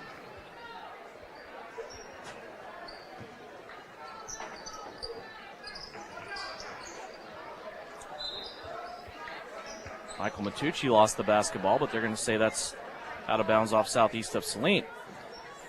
Looked like Nakari was pretty well convinced that went off of Sacred Heart. Having a conversation with one of the officials now, the one closest to the play.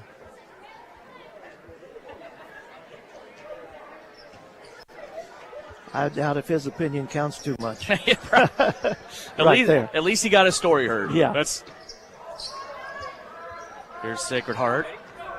Bringing it across the timeline now. Matucci going to the right-hand side, looking for Ehrlich. Now Ehrlich off of that action, pitches it out to the corner, left-hand side, and a three-pointer from Jason Mars is good. For Mars, that is his first basket of the game. Sawyer's trying to answer with a baseline three of his own. Too strong, no good, off the heel.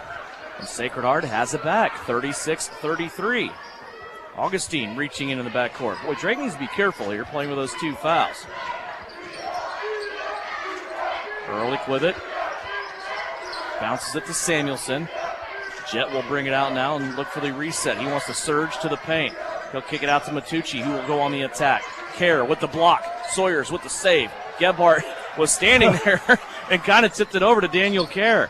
Here's Nakari. Crossover, sets up the defender, and then burns him to the left. Nakari Morinkle-Palmer with 13 points. Here's Matucci, though, beating Southeast back down the floor. He'll have to stop on the right block. Ehrlich for 3 on the kick out. Got it to go. Max Ehrlich with 8. 2 3-pointers now here in the third for the Knights. Daniel Kerr. He'll kick it through the defense. Gebhardt, Luke all the way through to the baseline. Gets the runner to go down. Well, you have to see that from him at least once a game. Yes, sir. 40-36. Little surge there by the Knights, but Southeast of Saline taking it away again here on defense. Here's Nakari with it. 3-on-1 break. Augustine off the dump from Nakari Morical Palmer. And another 2 for Drake Augustine. Tempo is picked up here, and I don't know that is in Sacred Heart's best interest. Here's a block by Eli. Sawyer's back the other way. It's a 3-on-3 break. Sacred Heart gets back nicely. Around the back pass, Augustine for 3, and he nails it. When you take a pass like that, you almost have to make a shot, don't you, Coach? Yeah.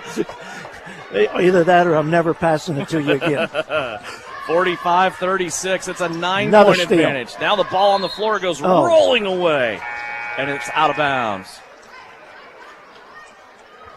Update for Republic County and Beloit. Right now the Beloit boys lead that one 41-18.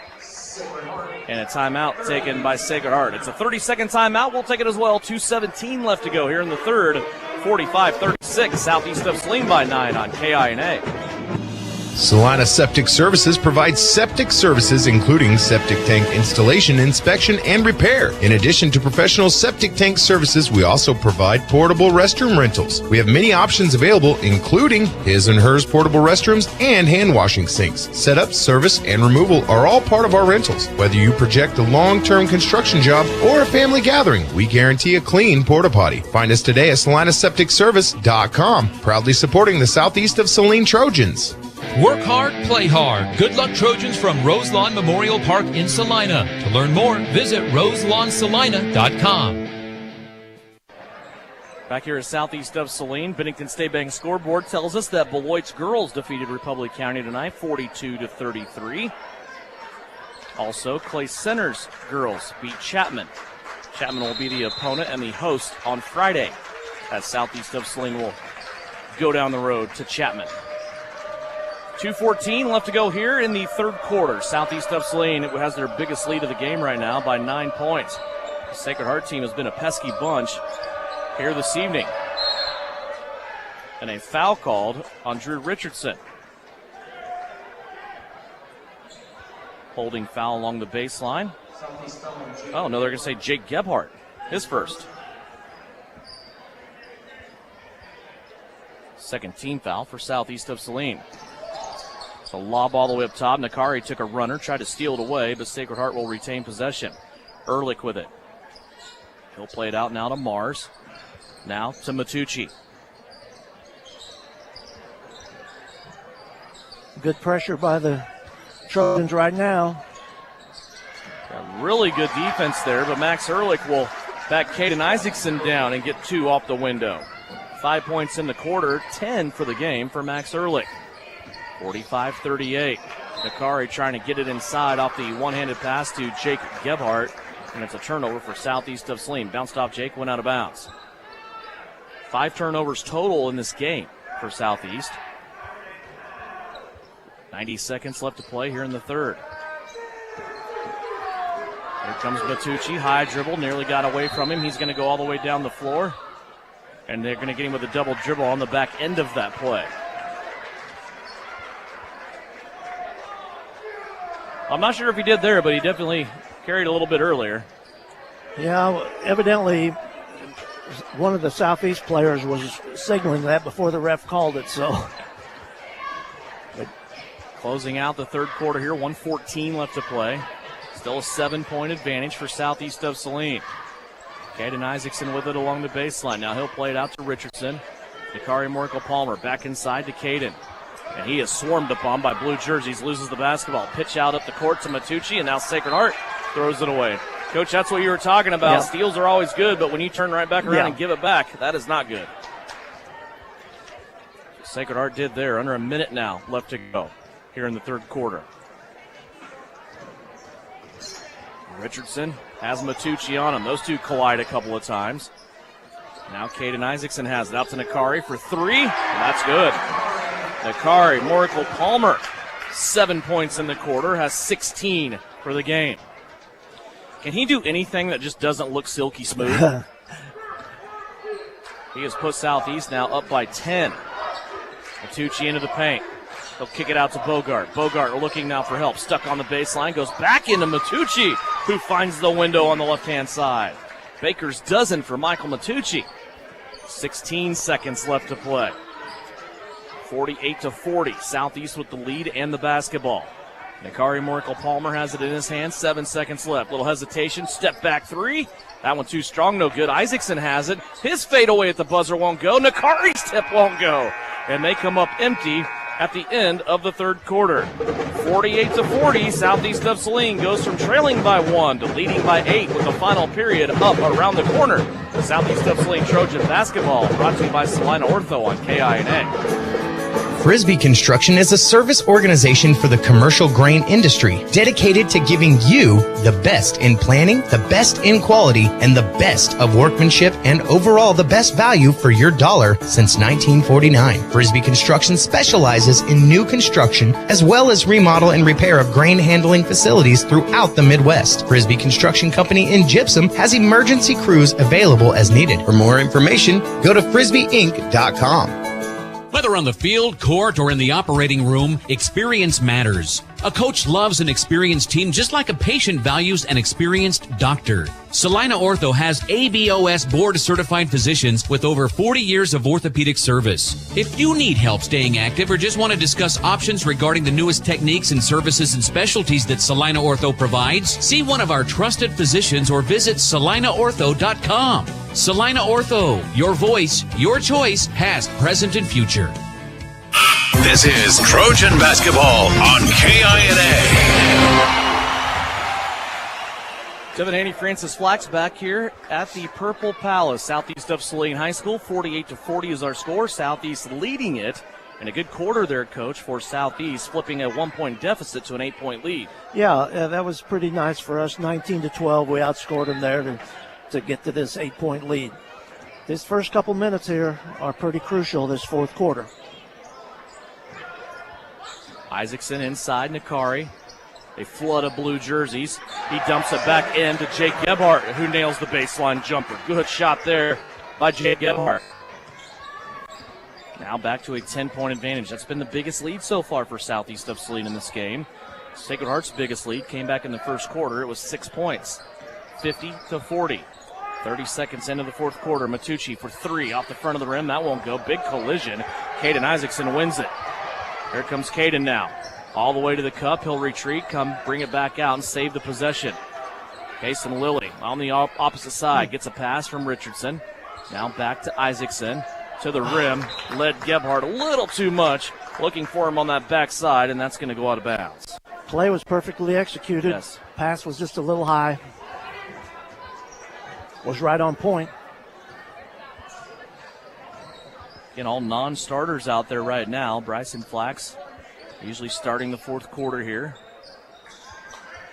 with a wave of reserve players resting everybody on the bench right now except for Nakari Morkel-Palmer, who's out there.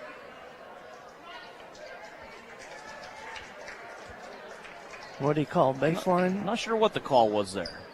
Maybe called the Southeast guy with a foot on the baseline while he touched the basketball. Sacred Heart's going to keep it.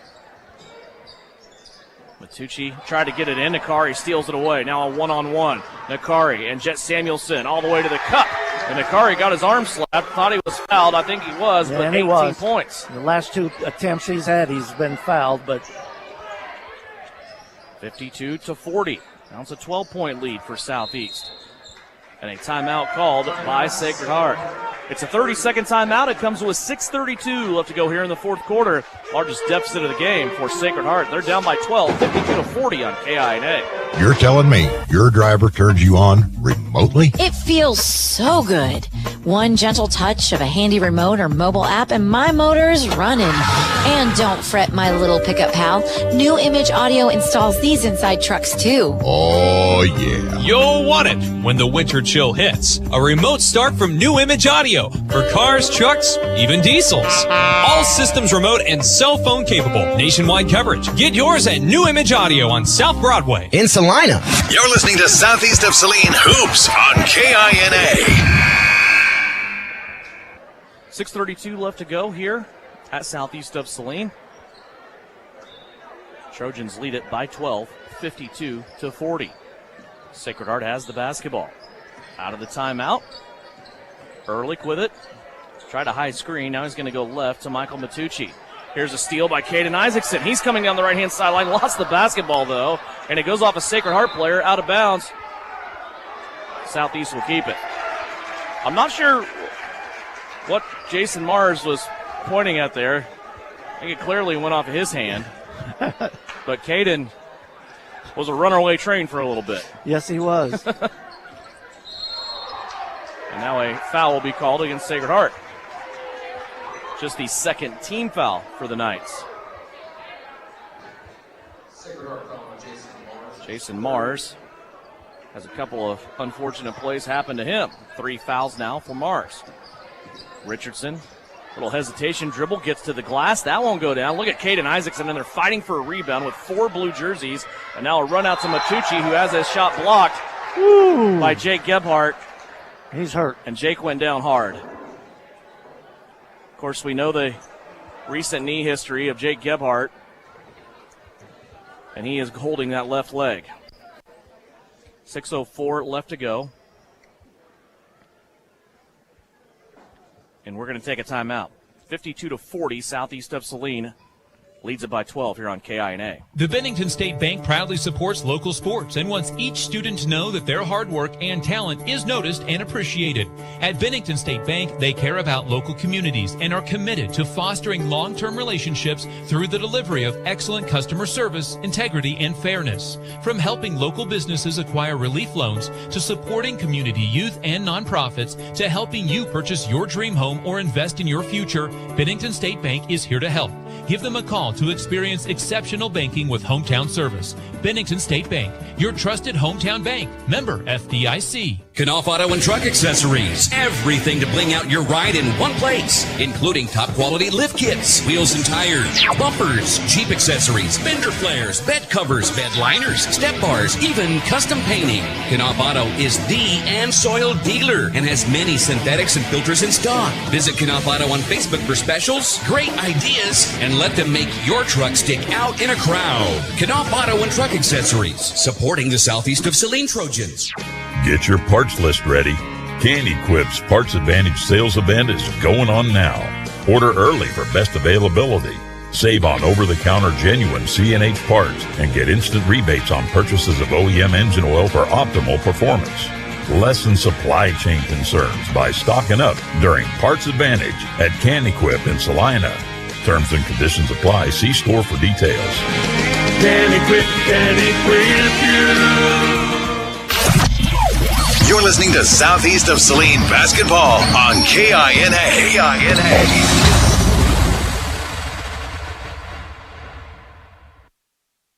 Michael Tucci at the free throw line after somehow they called a foul on Jake Gebhardt on that play.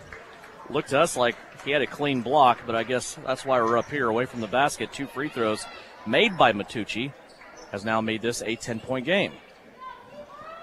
52-42. Southeast of Saline up the floor now. Sawyer's with it as he will go to the basket, play it out to Richardson, left-hand side. Now to Nakari. Marco Palmer looking.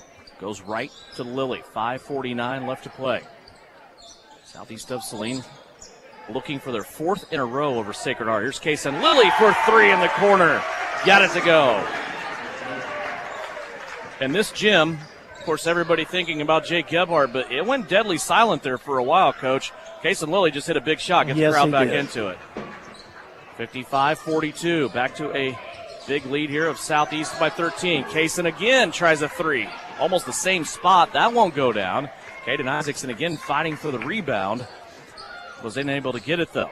Here comes Sacred Heart. They'll try a 3. Ehrlich, high bounce off the rebound. Samuelson with it. Little shovel pass right back to Ehrlich, who brings it off to the other side now, standing in front of the Sacred Heart bench. Sawyer's there, shadowing him defensively as we approach the 5-minute mark. 13-point lead for the Trojans. Ehrlich gets into the paint, now throws it back out. Matucci has it on the right-hand side. Spin move on Sawyers. Plays it in front of the bench for a 3-pointer. That's up and no good by Bogart. Samuelson, though, gets the rebound for the Knights and a foul called on Southeast. It will be the 6th team foul on Southeast of Saline. Let's rewind that last play when Eli was bringing that ball down the court. That's very unselfish. He threw it out there to Kaysen in the corner. But there, you go ahead and take your bucket. He was in the lane. I would wanted him to take it to the bucket on that one. Sure. But that's the unselfishness of this team. That last foul for Southeast on Caden Isaacson. He has 2 fouls. Ehrlich gets an open 3 after Kaysen Lilly fell down trying to defend the inbounds. Ehrlich has 13. 3 big scores here for Sacred Heart in this game. 55-45. Now a foul called against Sacred Heart. That will go against Evan Bogart. His first and only the 3rd team foul. Drew Richardson set to inbounds now. He'll get into Luke Gebhardt. Gebhardt now. Skip pass over the top to Richardson. They'll bury it down on the baseline with Sawyers, who gets underneath the basket and puts just the right amount of spin to kiss the window and go in. Difficult shot there by Sawyers. Difficult shot, but we've seen him do it before. That is all about, some people call it English, you can call it whatever you want, but it's the spin of the ball when it meets the glass, isn't it? Yes, it is. 57-45, Matucci inside, going to work. Now he elevates, pitches it back out. Now Matucci has it back off the skip pass. Again, goes to the rim, pitches it out to three-point land. Sacred Heart working for everything they can get right now. This Southeast defense the last couple possessions has been pretty good. Sawyers up top. He'll shove Ehrlich out away from the basket now with defensive pressure. Ehrlich goes right back at him, and they're going to get a little bump foul there with the body against Eli Sawyers. There's my case for the shot clock. Yep. You can only play defense for so long, and finally we broke down, and Sacred Heart took advantage of it. Drew the foul. Yep. 57-45, that foul on Eli Sawyers, his second personal foul, 5th team foul against Southeast of Saline. 3:37 left to go. Sacred Heart's going to pitch this one all the way into the backcourt. Matucci will go running down. He'll be met by Drew Richardson as he comes back into the offense. Big crossover, blows right by Richardson, but missed the layup. Sawyers will clean it up. Here comes Eli. Shovel pass. Kaysen Lilly on the left-hand side will score. Kaysen Lilly has 12 as he got the assist by Eli Sawyers, and it's the biggest lead for Southeast of Saline so far in this game. A 30-second timeout coming your way with 3:20 left to go. Back with more Trojan basketball after this on KINA. Citizens State Bank has been serving Kansans for over 100 years. We are a full-service bank that can service your personal, business, and agricultural lending and deposit needs. Citizens State Bank offers 24/7 convenience with mobile deposit, online banking, and our ATM conveniently located in front of the building. Stop by and see our friendly and helpful staff. Citizens State Bank at 600 Maple Street in Gypsum, Kansas. Citizens State Bank and Trust Company is a proud supporter of the Southeast of Saline Trojans. Work hard, play hard. Good luck, Trojans, from Roselawn Memorial Park in Salina. To learn more, visit roselawnsalina.com. 14-point lead for Southeast of Saline, but Coach, right now it's the contribution off the bench of Kaysen Lilly. He has 12 points in this game. He had 11 Friday night against Ellsworth. Yeah, he's been very good in this game. Actually, I think one of the 2 threes that we had in the first half, and he's hit a couple here. So 59-45. It's a 14-point lead for Southeast.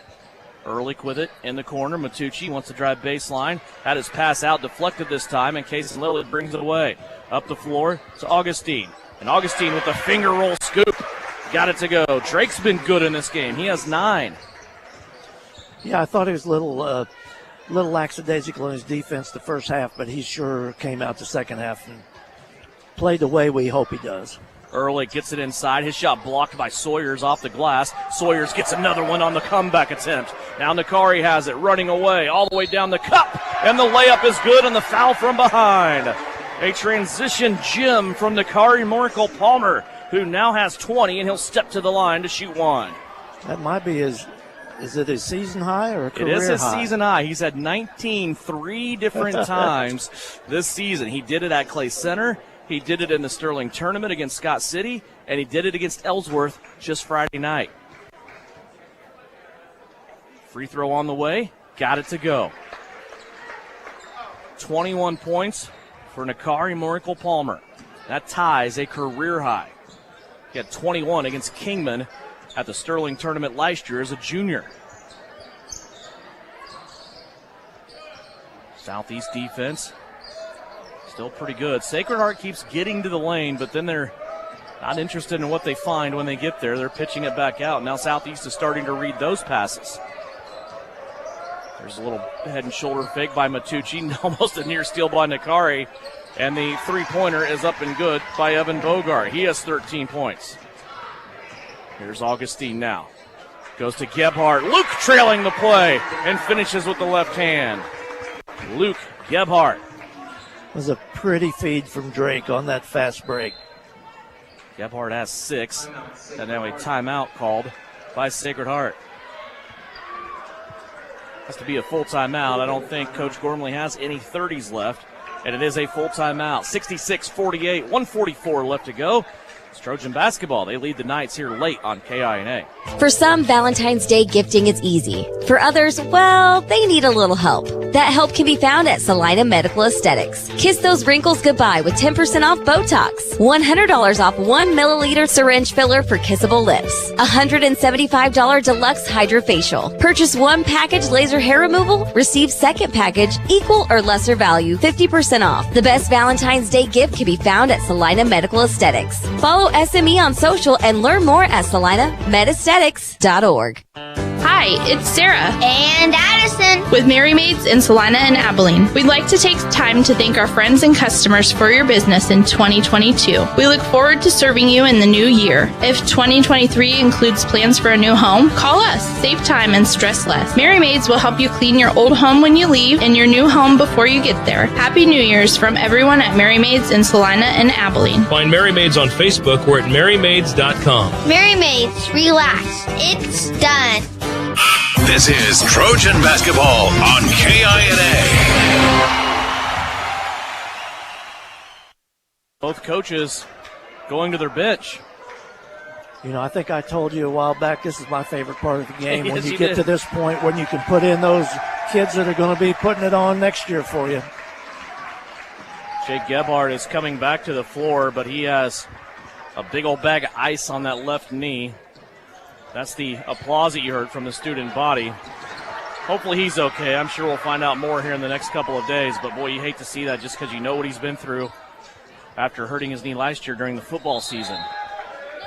There's a drive by Sacred Heart, and it's lost out of bounds. Luke Newell tried to get by the Southeast defense. That's turnover number 10 for Sacred Heart here in the second half. 1:07 left to go. Here's Kirby Davis backing down the defender. Now he'll play it back out to Castleman. Gunnar Jacobson has it now to Levi Allen for 3. That's no good. And the rebound taken in by Luke Newell for the Knights. Southeast of Saline looking to make it here 4 in a row against Sacred Heart. This was a series that was owned by the Knights. Seemed like forever. Nice steal by Kirby Davis went all the way to the cup and then handed it off to Jacobson to score. I just talked about that a minute ago. Yeah, you can't make it. You know you want your teammates to score, but you're right there. Kirby did all the stuff to get there. Now Kirby creates another turnover for Sacred Heart on their offensive end. Last 20 seconds now. Levi Allen gets to the rim. He dumps it off for Castleman late. That shot won't go down. And now the ball out of bounds. It will go to Sacred Heart. 15 seconds left to play. Keep it tight here in postgame. We'll have a Vernon Jewelers Gym of the Game conversation with Bryson Flax and final numbers for you in what appears to be another Trojan victory.